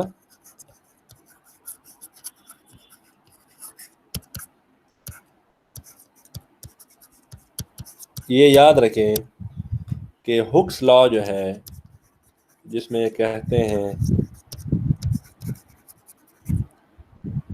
कि stress is proportional to strain, ये सिर्फ एप्लीकेबल है प्रोपोर्शनल लिमिट। ये इलास्टिक लिमिट में एप्लीकेबल नहीं है, क्योंकि इलास्टिक लिमिट में आपके पास कुछ हिस्सा नॉन लीनियर भी आता है और ये इक्वेशन आपके पास लीनियर है, ठीक है ना। तो हुक्स लॉ प्रोपोर्शनल लिमिट तक ही काम करता है, उसके बाद काम नहीं करता, एप्लीकेबल नहीं है। तो अमूमन लोग लड़के कहते हैं जी हुक्स लॉ कहाँ तक एप्लीकेबल है, तो कहते हैं इलास्टिक लिमिट। ये गलत है। हुक्स लॉ प्रोपोर्शनल लिमिट तक एप्लीकेबल है, क्योंकि उसके बाद जो है, अब ये इलास्टिक लिमिट तो यहाँ तक है, लेकिन यहाँ पे ये देखें नॉन लीनियर बिहेवियर शुरू हो गया। तो यहाँ पे तो लीनियर इक्वेशन से तो हम इसको रिप्रेजेंट नहीं कर सकते। तो Hooke's law is applicable only in proportional limit, ये याद रखें, ठीक है। अच्छा, ये जो इलास्टिक लिमिट तक ये जो एरिया अंडर द कर्व है, ये एक्चुअली हमारे पास क्या है? एरिया अंडर द कर्व हमारे पास एक्चुअली एनर्जी को शो कर रहा है, ठीक है, राइट। ये सारा इसमें आता है, ठीक है ना, जहाँ तक ये ब्रेक हो रहा होता है, ठीक है। ये जो है ये सारा, ये energy, area under the curve represents energy, ठीक है। लेकिन area under the elastic limit को जो है हम कहते हैं रेजिलियंस। क्या कहते हैं? रेजिलियंस ऑफ अ मटेरियल, ये उसकी प्रॉपर्टी है। कि मतलब ये है कि एक मटेरियल कितनी एनर्जी एब्जॉर्ब कर सकता है कि उसके बाद वो एनर्जी एब्जॉर्ब नहीं कर सकता। एनर्जी तो वो एब्जॉर्ब कर रहा होता है, लेकिन कितनी मैक्सिमम एनर्जी वो एब्जॉर्ब कर सकता है before shape change, permanent shape change, कि वो उसका शेप परमानेंटली चेंज होने से पहले पहले वो कितनी एनर्जी एब्जॉर्ब कर सकता है। ये हम कहते हैं रेजिलियंस। अच्छा, ये जो टोटल है, टोटल, मैं अब इसको थोड़ा सा कलर चेंज कर देता हूँ। ये जो टोटल एनर्जी, ये जो टोटल है, टोटल एनर्जी, ये हमारे पास है टफनेस, ठीक है। ये चूंकि यहाँ पे नहीं आ रहा था मैंने इसलिए नीचे थोड़ा सा लिख दिया। टफनेस क्या है? तो टफनेस को अगर हम डिफाइन करना चाहे तो ये हमारे पास है the energy absorb by the material before breaking. टूटने से पहले, टूटने से पहले वो कितनी एनर्जी एब्जॉर्ब कर सकता है, इसको हम कहते हैं टफनेस, ठीक है। बेंड होने से या परमानेंट शेप चेंज करने से पहले पहले जितनी वो एनर्जी एब्जॉर्ब कर सकता है उसको हम कहते हैं रेजिलियंस। लेकिन टूटने से पहले वो जितनी एनर्जी एब्जॉर्ब कर सकता है उसको हम कहते हैं टफनेस। तो मतलब ये है कि resilience is actually a subset of toughness, क्योंकि रेजिलियंस तो छोटा पोर्शन है ना, टफनेस में पूरा आ रहा है। तो ये डेफिनेशन आपने याद रखनी है, ठीक है, कि एक चीज़ टूटने से पहले कितनी एनर्जी एब्जॉर्ब कर सकता है, ये उसकी टफनेस शो कर रहा है। तो अमूमन आपने देखा होगा कि कुछ लोग कमज़ोर होते हैं लेकिन टफ होते हैं, ठीक है। आप उसको, वो आपको थप्पड़ लगाएं उसे, वो दोबारा खड़ा हो जाता है, दोबारा थप्पड़ लगाएं फिर भी खड़ा हो जाता है वो, ठीक है। और कुछ लोग बहुत हट्टे कट्टे होते हैं लेकिन वो टफ नहीं होते, वो वीक होते हैं, ठीक है। आप उसको एक थप्पड़ लगाते हैं तो बस वो भाग जाता है, ठीक है। थप्पड़ तो खैर एक अच्छी मिसाल नहीं है, लेकिन जैसे कुछ लोग जो है ना वो जहनी तौर पे बहुत मजबूत होते हैं, टफ, उसे हम कहते हैं टफ, कि मेंटली टफ है, कि जो उस पर कोई भी सख्त होता है तो वो खड़ा रहता है। और आपने बहुत अच्छे लोगों को देखा होगा कि जिनके पास सब कुछ होता है लेकिन वो मेंटली वीक होते हैं, खुदकुशियाँ करते हैं, ठीक है, तो वो टफ नहीं होते, राइट। ओके, मेरे ख्याल में जो हमने जो टर्मिनोलॉजी जो थी वो सारी जो है हमने पढ़ ली। अच्छा, अब यही ग्राफ जो है, जिस तरह मैंने ये ग्राफ बनाया ना, अगर ये आप शेयरिंग के लिए बनाए तो वो भी यही ग्राफ है, अगर आप इसको टेंसाइल के लिए बनाए वो भी यही ग्राफ है, ठीक है, राइट। अच्छा, जिस तरह वो ग्राफ हम बना रहे थे कि जनाब लेट्स सपोज ये अगर उसका यील्ड पॉइंट है, तो आपने अमूमन सुना होगा कि यार ये बंदा यील्ड कर गया। यील्ड का क्या मतलब है? कि वो आपकी बात मान गया। मतलब मिसाल के तौर पे एक बंदे ने स्टैंड लिया है ना, और वो आपकी बात नहीं मान रहा, तो आप उस पर दबाव डालते हैं, दबाव डालते हैं, दबाव डालते हैं, और एक पॉइंट आता है कि वो बस मान जाता है। यील्ड जैसे हम कहते हैं यील्डिंग। ठीक है, तो यील्ड करना क्या है कि वो उसने बस आपकी बात मान ली, मतलब उसने अपना जहन तब्दील कर लिया है, दबाव में किया है या आपने कन्विंस कर लिया है, लेकिन यील्ड वो हो गया है। राइट, तो दैट्स वाई वी द उस पॉइंट का नाम भी है यील्ड पॉइंट, कि उसके बाद मटेरियल यील्ड कर जाता है। आप उस पर जोर डाल रहे हैं, आप उसको बेंड करने की कोशिश कर रहे हैं, वो रेजिस्ट कर रहा है। जैसे ही आप इस लोड को क्रॉस करते हैं, इस पॉइंट को जैसे ही आप क्रॉस करते हैं, तो मटेरियल आप की बात मान लेता है और वो बेंड हो जाता है या शेप चेंज कर देता है जो आप करना चाहते हैं उसके साथ। तो इसको हम कहते हैं यील्डिंग। राइट,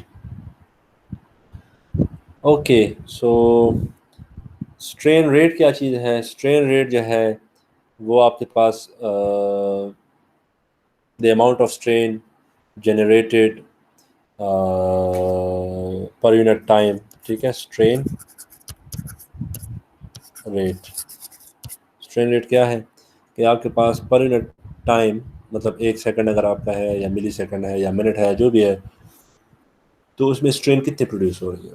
तो ये स्ट्रेन रेट जो है ये एक्चुअली आपको इम्पैक्ट के बारे में बताएगा। अगर आपके पास बहुत कम टाइम में बहुत ज़्यादा स्ट्रेन प्रोड्यूस हुई है, इसका मतलब ये है कि बहुत ज़्यादा एनर्जी जो है या बहुत ज़्यादा लोड जो है वो मटेरियल पे एकदम से आया है। जिस तरह कि आपने देखा होगा, आप जो गाड़ियों का एक्सीडेंट होता है, तो वो जितनी तेज़ी से आते हैं, तो जब जितनी तेज़ी से वो लगते हैं, उतना ही ज़्यादा वो ख़राब होते हैं। ठीक है, विद इन अ सेकंड जो है ना, गाड़ी का बॉनेट और उसकी जो फ्रंट जो शो है वो सारा जो है ना बेंड हो जाता है, अंदर की तरफ आ जाता है, या उसका जो दरवाज़ा है। तो ये क्या है? ये हाई स्ट्रेन रेट है। तो मतलब ये है कि आपने बहुत ज़्यादा एनर्जी या बहुत ज़्यादा लोड उस पर बहुत कम टाइम के लिए डाला। ठीक है, इसीलिए एक्सीडेंट जो है वो काफ़ी ख़तरनाक होते हैं। क्लियर? आपने ये बुलेट जो हम बुलेट फायर करते हैं, तो बुलेट का मास अगर आप देख रहे हैं तो कितना हल्का होता है, लेकिन बिकॉज वो बहुत तेज़ी से जा रहा होता है, तो उसका मोमेंटम बहुत ज़्यादा होता है, तो वो जाके जो है बॉडी को पियर्स कर जाता है।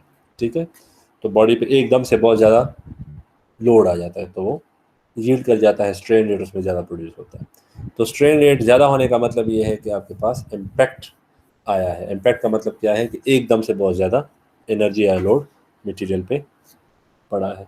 ठीक है, तो स्ट्रेन रेट को हम पर सेकंड के हिसाब से देखते हैं। ठीक है, ओके।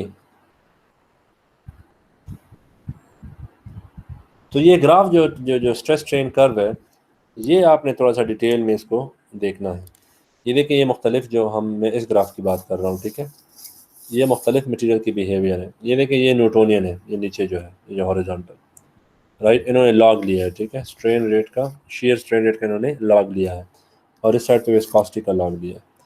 अच्छा, ये देखें तो ये शेयर थिकनिंग है। शेयर थिकनिंग का क्या मतलब है कि आप लोड विस्कोसिटी बढ़ रही है। ठीक है, स्ट्रेन के साथ विस्कोसिटी भी बढ़ रही है। देखें, स्ट्रेन है ना, और ये विस्कोसिटी है, मतलब आप उसमें जितना आप चम्मच हिला रहे हैं वो गाढ़ा होता जा रहा है।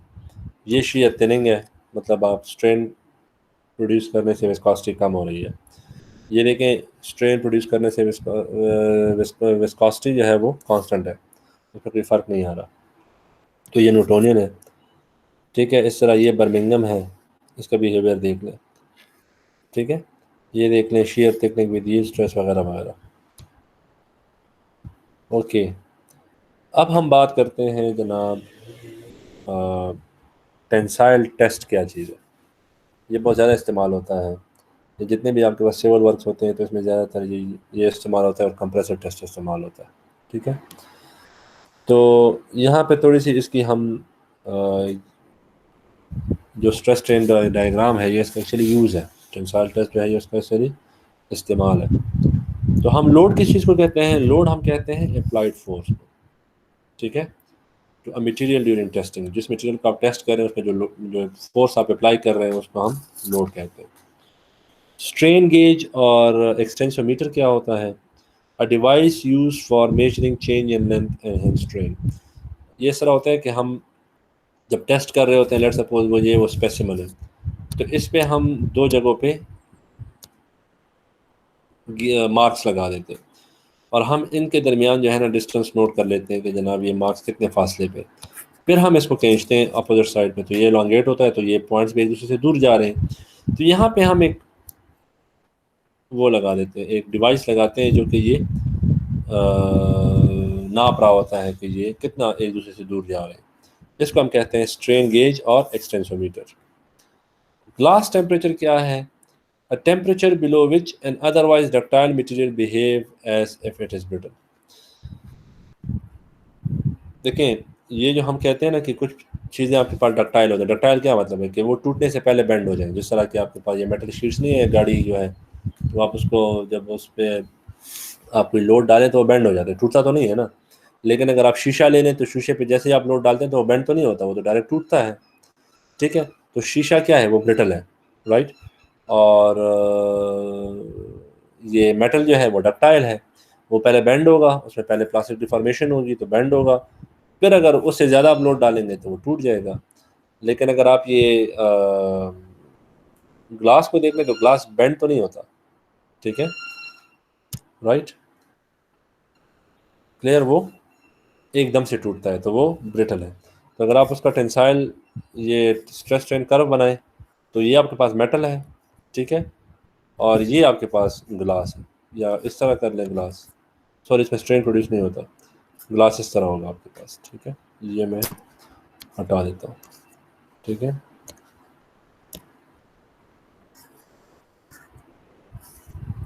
ठीक है, राइट। सो अच्छा, अब यहाँ पे लेकिन अगर ग्लास को आप देख लें, अब जो मैं ग्लास की मिसाल दे रहा था, अब ग्लास चूँकि अपने ग्लास ट्रांजिशन टेम्परेचर से कम टेम्परेचर पे है, जो उसका ग्लास ट्रांजिशन टेम्परेचर है वो रूम टेम्परेचर से ज़्यादा है। मतलब लेट्स सपोज अगर उसका ग्लास ट्रांजिशन टेम्परेचर 120 है, 140 डिग्री सेंटीग्रेड है लेट्स से, या 600 डिग्री सेंटीग्रेड है, तो रूम टेम्परेचर तो 25 डिग्री सेंटीग्रेड है। इसका मतलब ये है कि ग्लास आपके पास जो रूम टेम्परेचर पे है वो एक्चुअली अपने ग्लास ट्रांजिशन टेम्परेचर से कम टेम्परेचर पे है, तो वो ब्रिटल बिहेव करता है, वो टूटता है, उसमें प्लास्टिक डिफॉर्मेशन नहीं आती। लेकिन आप अगर सोचें तो ये ग्लास से हम मुख्तलिफ शेप्स भी बनाते हैं। आपके घर में जो ग्लास है पानी पीने के लिए, या जो जग पड़ा है, या जो कप्स पड़े हैं, ये हमने बेंड किए हैं ना, तो इस शेप में आए हैं ना हमारे पास। जग अगर हमने उससे जग बनाया है तो उस ग्लास को हमने बेंड किया है, तो हमने किस तरह बेंड किया? हमने उसका टेम्परेचर, हमने उसको गर्म किया है, तो हमने उसका टेम्परेचर रूम टेम्परेचर से उठा के उसके ग्लास ट्रांजिशन टेम्परेचर से ऊपर कर दिया है। लेट्स सपोज अगर उसका glass transition temperature let's say किसी ग्लास का अगर 600 डिग्री सेंटीग्रेड है, तो हम उसे भट्टी में डाल के हमने उसको 650-700 डिग्री सेंटीग्रेड पे ले गए हैं, तो अब वो क्या हो जाता है? अब वो नरम हो जाता है, डक्टाइल हो जाता है, आप उसको जो है बेंड कर सकते हैं, तो आप उसको शेप दे सकते हैं, ठीक है। तो अब वो डक्टाइल हो गया, ब्रिटल से डक्टाइल हो गया।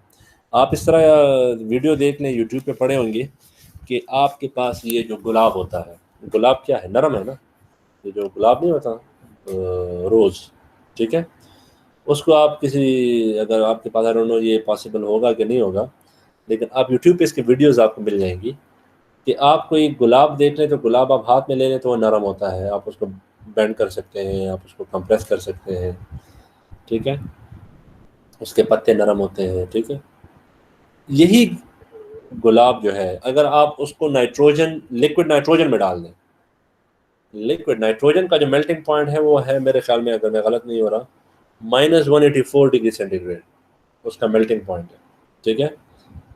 तो अगर आप उसको लिक्विड नाइट्रोजन में डाल दें, मेल्टिंग नहीं, बॉइलिंग पॉइंट, सॉरी, उसका जो बॉइलिंग पॉइंट है वो -184 डिग्री सेंटीग्रेड है। मतलब ये है कि अगर आप नाइट्रोजन गैस को लिक्विड फॉर्म में ट्रांसफॉर्म करना चाहें तो आपको टेम्परेचर 184 डिग्री सेंटीग्रेड से कम करना होगा, ठीक है, 185, -185, -186 डिग्री सेंटीग्रेड पे आपको जाना होगा, तब आपके पास वो गैस जो है वो लिक्विड में ट्रांसफॉर्म हो जाएगा।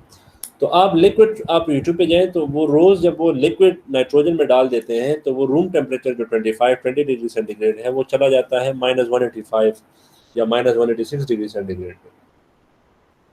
वही गुलाब जब उस लिक्विड नाइट्रोजन से वो बाहर निकालते हैं तो बिल्कुल कांच की तरह या गिलास की तरह, शीशे की तरह फिर वो टूटता है। इस तरह सख्त हो जाता है, वो ब्रिटल हो जाता है।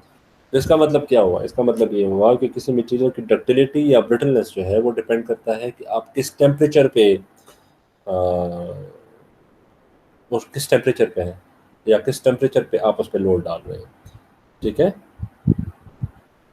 सो ये मैजिक बॉल जो होता है, जिसको आप ज़मीन पे मारते हैं तो उछल के ऊपर आ जाता है, ये भी, इसको भी अगर आप, ये ऐसे अपने ग्लास ट्रांजिशन टेम्परेचर से ऊपर है, ठीक है, आप इसको ग्लास ट्रांजिशन टेम्परेचर से नीचे कर दें तो ये भी जिस तरह वो नहीं होता, वो मिट्टी से बना हुआ बॉल, ठीक है, या जो बिलेट बॉल होता है, स्नूकर का बॉल, उसको आप नीचे फेंक दें ऊपर नहीं आता, वो टफ होता है, वो एनर्जी एब्जॉर्ब करता है। मैजिक बॉल जो होता है वो एनर्जी एब्जॉर्ब नहीं करता, वो एनर्जी जिस तरह उस पर पड़ती है तो उस एनर्जी को वापस इस्तेमाल करता है, वो ऊपर आने में उछल के वापस आ जाता है। तो अगर आप इसको ग्लास ट्रांजिशन टेम्परेचर से कम कर दें तो वो जिस तरह बिलेट बॉल या स्नूकर बॉल नहीं होता, बिल्कुल इसी तरह बिहेव करेगा। ठीक है, इसकी वीडियोस भी आपको यूट्यूब पे मिल जाएंगी। अब इंजीनियरिंग स्ट्रेस क्या है और इंजीनियरिंग स्ट्रेन क्या है? इंजीनियरिंग स्ट्रेस जो है ये अप्लाइड लोड जो है और force divided by original cross sectional area. जिस तरह के, अगर आप टेंसाइल स्ट्रेस आपने देखा हो, लेट्स सपोज ये मेरे पास स्पेसिमेन है ना ओरिजिनल शेप में, तो ये क्या होता है, ये एलोंगेट करता है, तो इसका जो डायमीटर है वो कम होता है और लेंथ बढ़ती है। तो इसका मतलब ये कि ये एरिया कम हो रहा है ना, यहाँ पे एरिया इतना था अब इतना हो गया है, मजीद आप इसको खींचेंगे तो ये और भी पतला हो जाएगा। ठीक है, ये इस पर आप लोड अपोजिट डायरेक्शन में लगा रहे हैं तो ये एरिया और भी कम हो जाएगा। हम इंजीनियरिंग में ये स्टार्टिंग एरिया ही, क्योंकि आप लोड बढ़ा रहे हैं तो एरिया कम हो रहा है ना, तो हम लोड तो हम एक्चुअल ले रहे हैं कि जितना वो है उस टाइम पे उतना ही ले रहे हैं, लेकिन एरिया हम जो है ना ओरिजिनल ही लेते हैं। ये जो एरिया है ना हम इसी को लेते हैं, इन एरियाज को हम इग्नोर कर देते हैं। तो इसे हम कहते हैं इंजीनियरिंग स्ट्रेस, जिसमें आप ओरिजिनल क्रॉस सेक्शनल एरिया लें। जो ट्रू स्ट्रेस होता है तो वो जिस लोड पे जितना एरिया होगा तो वो हम लेते हैं, तो उसको हम कहते हैं ट्रू स्ट्रेस। ठीक है, इंजीनियरिंग की बजाय उसे हम क्या कहते हैं, ट्रू। ठीक है, इसी तरह इंजीनियरिंग स्ट्रेन भी होता है, the amount that a material deforms per unit length in a tensile stress. तो इस तरह ट्रू स्ट्रेस जो है तो इसी तरह ट्रू स्ट्रेन भी है।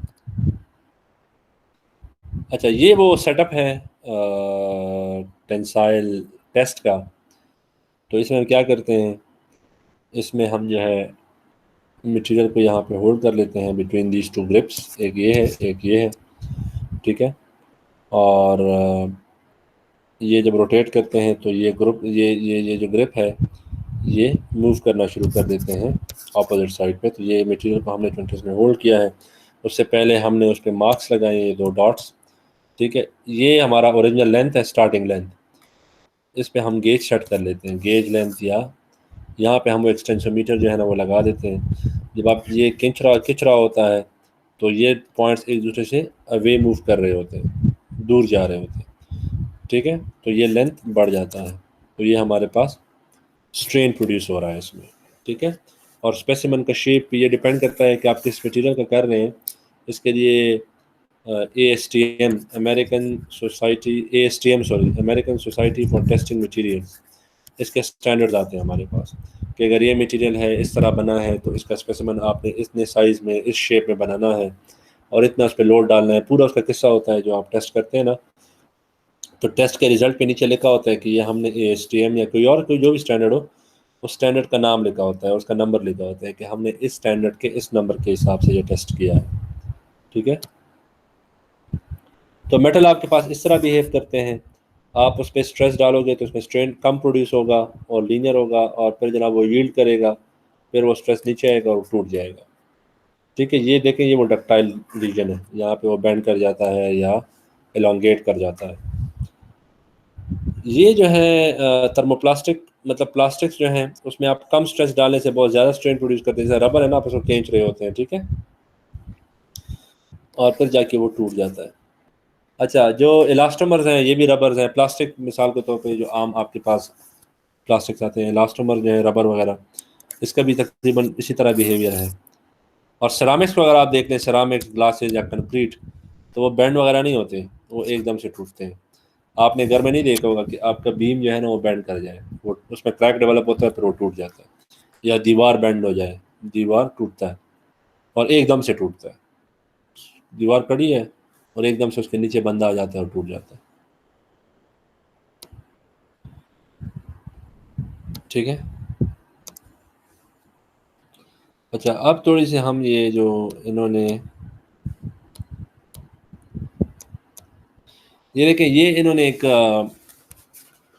टेंसाइल टेस्ट का वो एक रिजल्ट है। ठीक है, तो यहाँ पे देखें हमारे पास the result of a tensile test of a 0.505 inch diameter aluminium alloy test bar. हमारे पास एक टेस्ट बार है, ये इस शेप में है, और उसका जो डायमीटर है वो कितना है, वो ये है 0.505 इंच। और इनिशियल लेंथ जो है इस पर जो हमने जो डॉट्स लगाई थी, फिर सपोज अगर एक डॉट ये है और एक ये है, इनके दरमियान जो फासला है वो हमारे पास है 2 इंच। ठीक है, इसको हमने टेस्ट किया। तो इस पर हमने क्या किया कि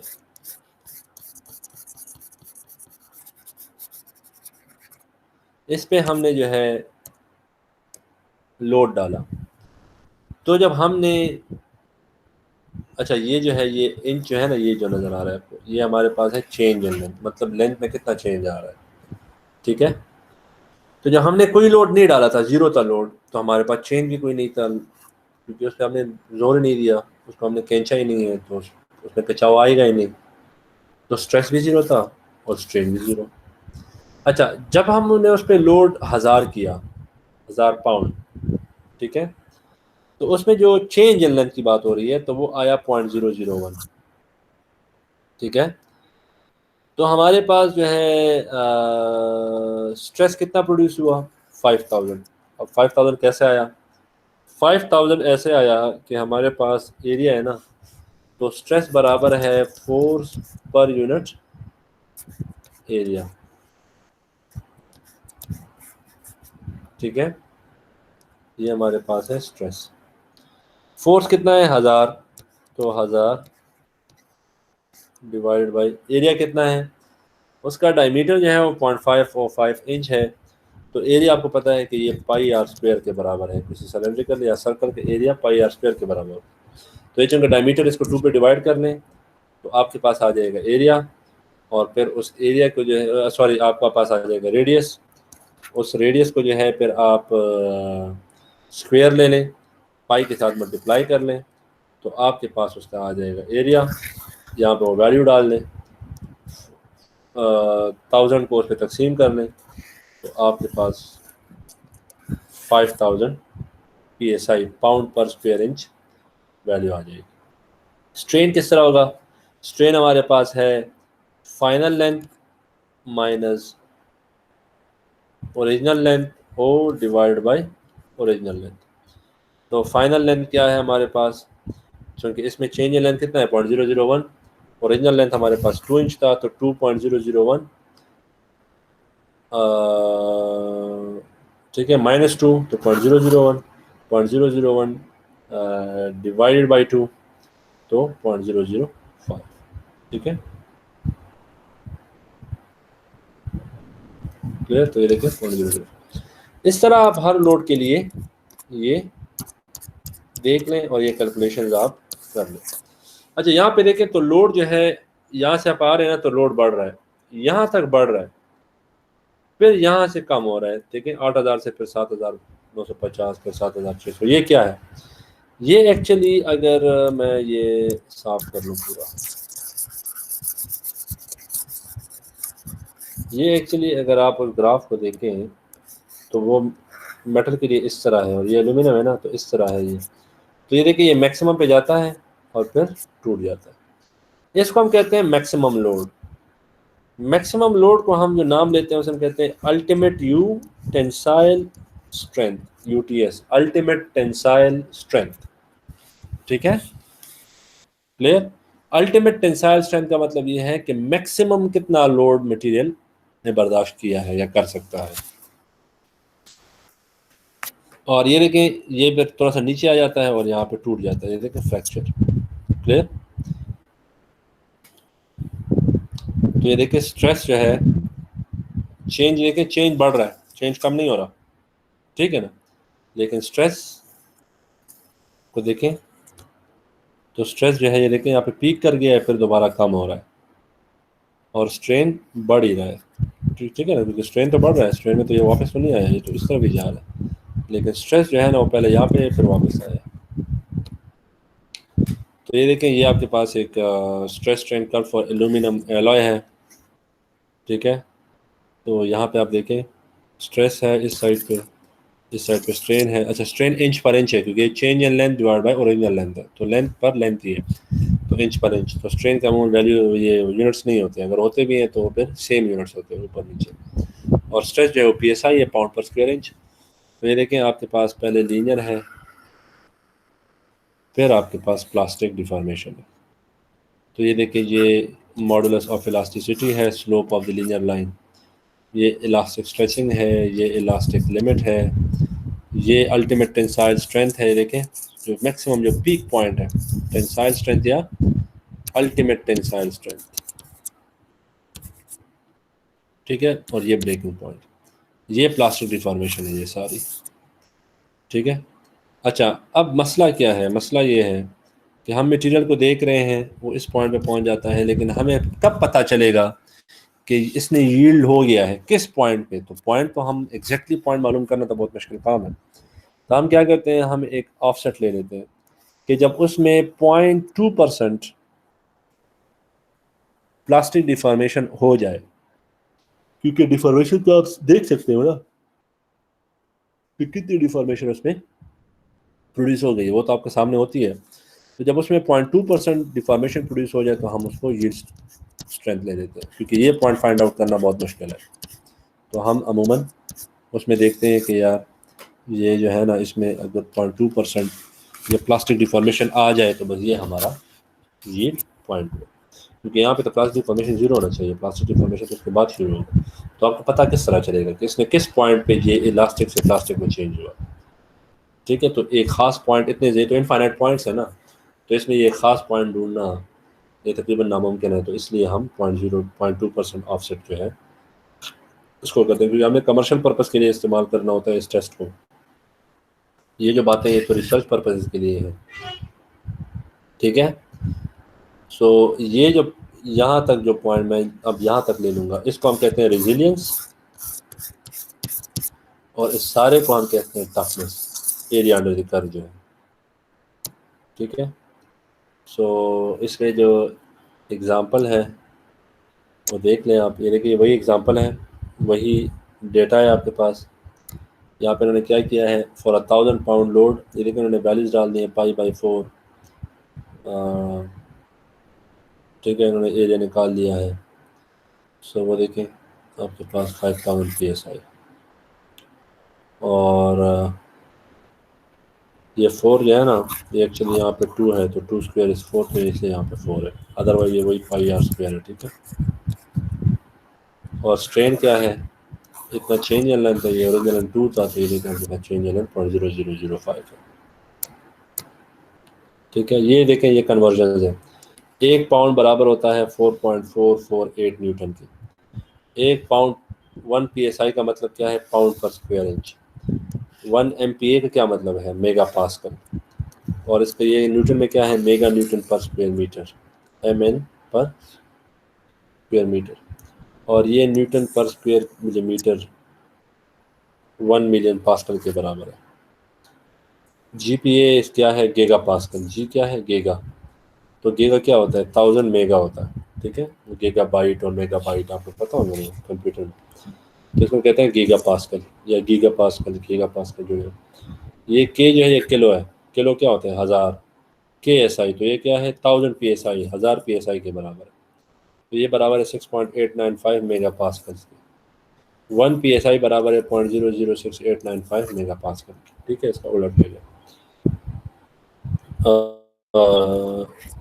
ये 1000 PSI के बराबर है, तो ये 1000 को तकसीम कर लें तो 0.00685 आ जाएगा।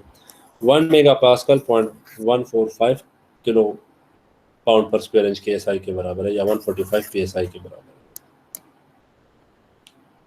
ठीक है, सो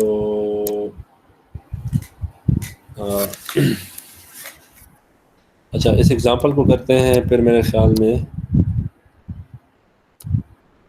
टेंसाइल टेस्ट जो है ये अभी टेंसाइल टेस्ट मेरे ख्याल में ख़त्म कर लेते हैं आज। एन एल्यूमिनियम एलॉय, अच्छा आप लोगों को कोई क्वेश्चन तो नहीं है?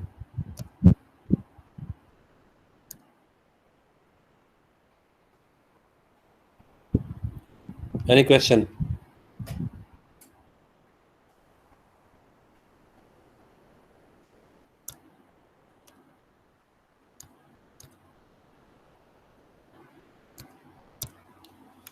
ओके, अच्छा आप इस एग्जांपल को आप देख लें। An aluminium rod is to withstand an applied force of 45,000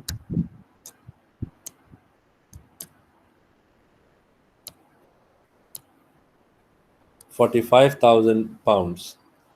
आपके पास एक एल्यूमिनियम रॉड, वो कह रहे हैं कि इस तरह का रॉड होना चाहिए कि आप उस पर कि वो 45,000 पाउंड्स का जो लोड है, अगर आप उसमें 45,000 पाउंड फोर्स डाल लें तो वो उसको बर्दाश्त कर सके। To assure a sufficient safety, the maximum allowable stress on the rod is limited to 25,000 psi। मतलब ये है कि अब हम ये तो नहीं है ना कि आपने पुल बनाया कि उस पर एक ट्रक खड़ा हो सके और आप उस पर वही ट्रक आके ला के खड़ा कर दें। आप तो उस पर फैक्टर ऑफ सेफ्टी डालेंगे ना कि आप पुल बनाएंगे 2 ट्रकों के लिए, तो चलो उस पर एक ट्रक गुजरेगा तो बस सही है, लेकिन अगर 2 ट्रक आ गए तो फिर वो टूटेगा। तो इसको हम कहते हैं सफिशिएंट फैक्टर ऑफ सेफ्टी, कि आप एक चीज़ को एक लोड के लिए बनाते हैं लेकिन आप उसको एक्चुअल में उससे ज़्यादा लोड के लिए बनाते हैं, ताकि उस पर अगर उतना लोड आ जाए तो वो उसको बर्दाश्त कर सके, वो टूट ना जाए कहीं।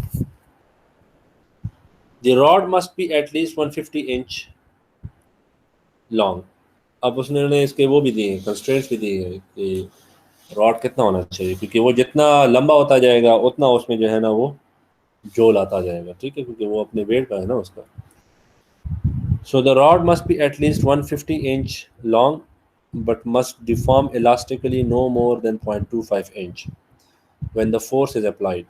लेकिन 150 इंच कम से कम उसको, कम से कम, इससे ज़्यादा हो सकता है लेकिन इससे कम नहीं हो सकता, लॉन्ग होना चाहिए।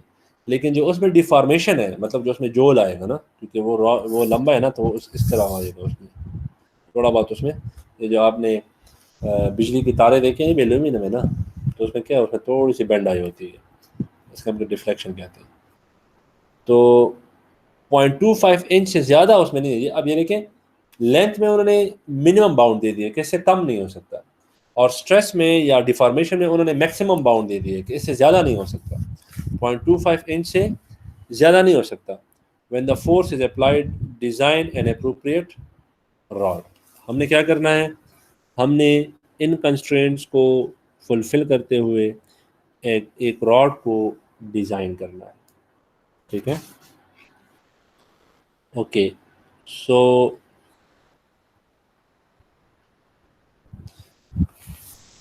we can use the definition of engineering stress to calculate the required cross sectional area of the rod।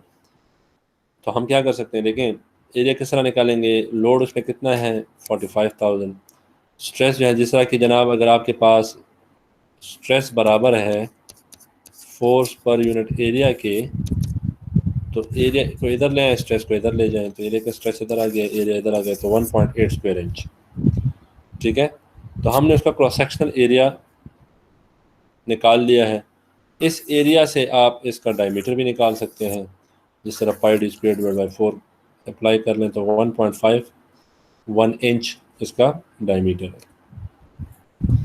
However, the minimum length of the rod is specified as 150 inch। To produce a longer rod, we might make the cross-sectional area of the rod larger। अगर आप उसको लंबा करेंगे तो फिर आपने उसकी जो मोटाई है या जो उसकी जो डायमीटर है उसको भी बढ़ाना होगा, ताकि उसमें डिफ्लेक्शन या डिफॉर्मेशन कम से कम आए। The minimum strain allowed for a 150 inch rod is change in length। इन्होंने क्या कहा है, डिफॉर्मेशन आपको दे दी है कि जनाब आपने 0.25 इंच से ज़्यादा उसमें चेंज नहीं आना चाहिए। उसका कम से कम जो ओरिजिनल लेंथ है वो 150 है, तो ये हमारे पास स्ट्रेन आ गया 0.001667 इंच पर इंच। ठीक है, और ए नॉट हमारे पास जो क्रॉस सेक्शनल एरिया का जो ए नॉट, अच्छा अब ये जो है ना, ये हमारा स्ट्रेन आ गया ना, तो इस स्ट्रेन के लिए आप स्ट्रेस देख लें। तो ये देखें, ये हमारे पास ऑलरेडी ग्राफ यहाँ पे मौजूद है, ये ग्राफ है हमारे पास। तो स्ट्रेन क्या है हमारे पास, स्ट्रेन हमारे पास है 0.001667 इंचेस। तो यहाँ पे आ जाए 0.002 है ना, तो ये 1 है। तो ये आपके पास कुछ इस तरह जो है आपके पास ये बने, सॉरी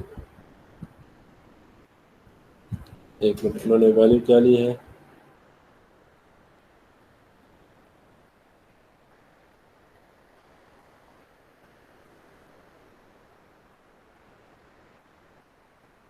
ये देखें इधर गया ये ग्राफ, ये इधर देखें इधर। तो ये हम यहाँ पे आ जाते हैं, ये देखिए इस स्ट्रेन के लिए ये हमारे पास स्ट्रेस आता है तकरीबन कोई 10,000 से थोड़ा सा, यहाँ पे अब हम एग्जैक्टली तो नहीं बना रहे, ये वैल्यू शायद कोई वो कह रहे हैं यहाँ पे है ना, कुछ यहाँ पे करीब करीब है। ठीक है, तो ये वो वैल्यू 17,000, राइट। तो यहाँ पे देखें, देखिए 16,670, मैं 17,000 कह रहा था, ये 16,670 पाउंड का स्ट्रेस आ रहा है इसमें। ये हमने ग्राफ से लिया, ठीक है। ये वैल्यू कहाँ से ली है, इस स्ट्रेन के लिए हमने जो हमारे पास जो ग्राफ था ना, तो ये जो स्ट्रेन था तो इसके लिए हमने स्ट्रेस मालूम किया, ये वो स्ट्रेस है। तो ये हमारे पास एरिया आ रहा है 2.70 इंचेस स्क्वायर इंचेस। यहाँ पे देखिए हमारे पास 1.8 आ रहा था, लेकिन वो कह रहे हैं कि नहीं, अगर आपने इतना स्ट्रेस उसमें प्रोड्यूस करना है, इतना स्ट्रेस सॉरी, तो आपको इतना एरिया चाहिए होगा, मतलब इससे थोड़ा सा मोटा चाहिए होगा, थिक चाहिए होगा। In order to satisfy both the minimum stress, maximum stress and minimum elongation requirements, cross-sectional area of the rod must be at least 2.7 square inches or a minimum diameter of 1.85 inches. पहले diameter क्या था 1.51, अभी क्या कह रहे हैं कि कम से कम आपका डायमीटर जो है ना वो 1.85 इंचेस होना चाहिए। ठीक है, अच्छा प्रॉपर्टीज़ कौन कौन सी हम ऑब्टेन करते हैं टेंसाइल टेस्ट से, elastic limit, tensile strength, necking, Hooke's law. Elastic limit क्या है, जिस तरह कि हमने यहाँ पे कहा कि किस स्ट्रेस तक, कितने स्ट्रेस तक वो जो है ना उसमें जो डिफॉर्मेशन आएगी वो रिवर्सिबल होगी, मतलब वो दोबारा जब आप स्ट्रेस हटाएंगे तो वो वापस अपनी ओरिजिनल शेप पे आ जाएगा, वो स्ट्रेन ख़त्म हो जाएगा। टेंसाइल स्ट्रेंथ जो मैक्सिमम अलाउड, जो मैक्सिमम लोड वो ले सकता है, स्ट्रेस वो ले सकता है। नेकिंग, नेकिंग क्या होता है कि जब आप मटेरियल को इलोंगेट कर रहे होते हैं तो वो एक ख़ास पॉइंट पे स्ट्रेसेस एक्यूमुलेट होना शुरू हो जाती है, इसको हम कहते हैं नेकिंग। यहाँ से फिर वो टूटता भी है, तो टूटने से पहले यहाँ पे नेकिंग होती है। ठीक है, हुक्स लॉ क्या है, जो जो प्रोपोर्शनल लिमिट में जो लीनियर जो होता है, प्रोपोर्शनल लिमिट में आपके पास जो स्ट्रेस और स्ट्रेन का आपस में जो ताल्लुक है उसको हम हुक्स लॉ कहते हैं। पॉइजन रेशो क्या है कि जनाब इसके अगर लेंथ जो है ना, इसका लेंथ और डायमीटर का आपस में रेशो है, क्योंकि लेंथ बढ़ रहा है और डायमीटर कम हो रहा है, तो इसका हम पॉइजन रेशो देखते हैं। ठीक है, राइट, उसको क्या क्या कहते हैं, पॉइजन रेशो।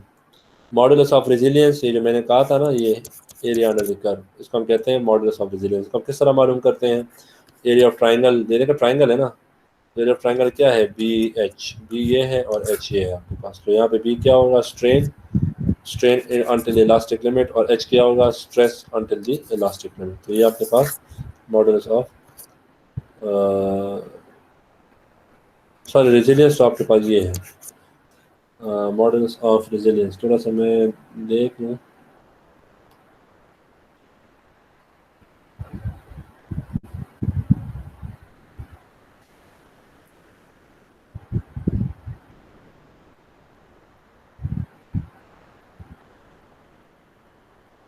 अच्छा सॉरी ये वही एरिया अंडर द कर्व, मैं सही कह रहा था। ठीक है, ये तो मॉडल्स ऑफ इलास्टिसिटी है। ठीक है, तो it is the area under the curve. ठीक है, सो ये क्या होगा, half yield strength into strain at yielding के, जो यील्ड पॉइंट पे आपके पास स्ट्रेन कितना प्रोड्यूस हो। Tensile toughness area under the total curve, ठीक है। डक्टिलिटी, ठीक है, ductility is actually the strain, ठीक है, मल्टीप्लाई बाय 100 परसेंटेज में, ठीक है, 100%।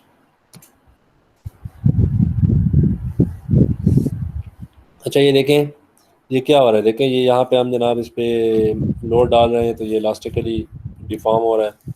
फिर क्या होता है, फिर हमने जनाब एक लोड एक खास हद से बढ़ाया तो डिसलोकेशन एकदम से मूव कर जाता है। तो जब मूव करते हैं तो आपका स्ट्रेन थोड़ा सा, स्ट्रेस थोड़ा सा कम हो जाता है।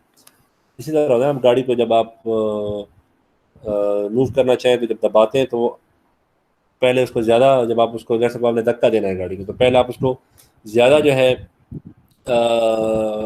ज़ोर लगाते हैं, लेकिन जैसे ही वो मूव करना शुरू कर देते हैं तो फिर आप आराम आराम से उसको ज़ोर लगाते हैं और वो चलना शुरू हो जाती है। तो ये वो डिसलोकेशन की मोशन है। देखिए ये डिप जो आया ना, ये वो डिसलोकेशन ने मूव किया है, तो इसलिए अब आपको कम लोड चाहिए, और फिर वो दोबारा जो है वो डिसलोकेशन जब आगे जा रहा होता है तो उसके सामने जो है ना हर्डल्स आ रही होती है, hurdles in in shape of vacancy, कि जनाब वो वहाँ पे खाली जगह है, वैकेंसी है, तो वो डिसलोकेशन आराम से, जिस तरह गड्ढा होता है ना रोड में, जिस तरह गड्ढे होते हैं, तो वैकेंसी जो है ना वो क्या है, वो एक गड्ढा है, तो वो डिसलोकेशन आराम से उसमें मूव नहीं कर सकता, तो वहाँ पे थोड़ा सा वो स्लो हो जाता है, उसको ज़्यादा एनर्जी चाहिए होती है उस वैकेंसी को पार करने में।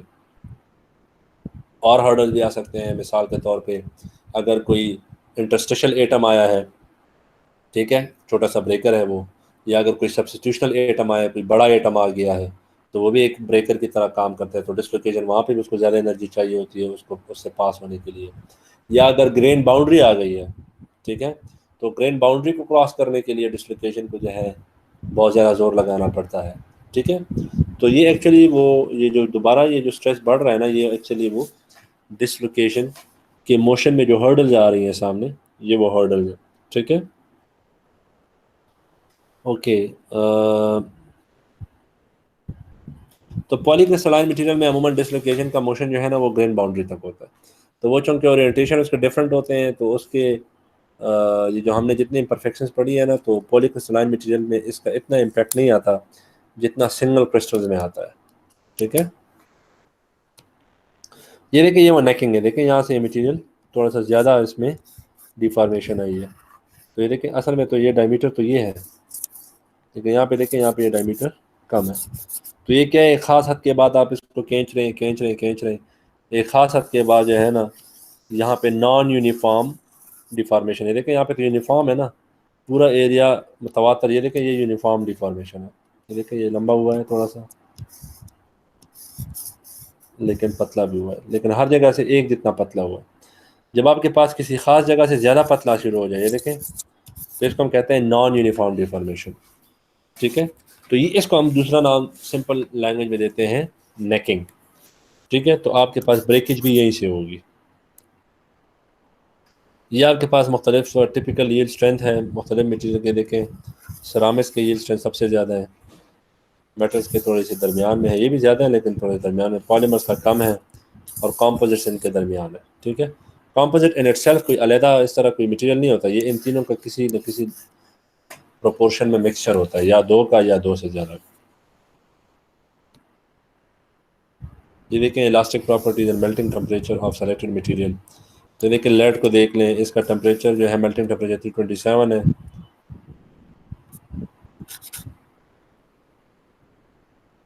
ठीक है, 327 इसका मेल्टिंग टेम्परेचर है, तो 2.2 मल्टीप्लाई 10⁻⁶ PSI इसका इलास्टिक मॉडुलस है, और पॉइजन रेशो जो है ना वो 0.45, ठीक है। पॉइजन रेशो क्या है, पॉइजन रेशो जो है ना reduction in diameter divided by increase in length, क्योंकि आप खींच रहे हैं ना, तो खींचेंगे तो लेंथ बढ़ेगा और डायमीटर कम होगा, तो इसलिए हमने उसका माइनस साइन लगा दिया, तो ये हमारे पास पॉइजन रेशो है, ठीक है। ओके, तो इस तरह मैग्नीशियम को देख लें, इसका मेल्टिंग टेम्परेचर ज़्यादा है, तो देखें इसका मॉडुलस इलास्टिसिटी भी ज़्यादा है। आप एक जनरल अगर ट्रेंड देखना चाहें तो जितना टेम्परेचर बढ़ रहा है तो मॉडुलस ऑफ इलास्टिसिटी भी उस लिहाज से बढ़ रही है, ठीक है।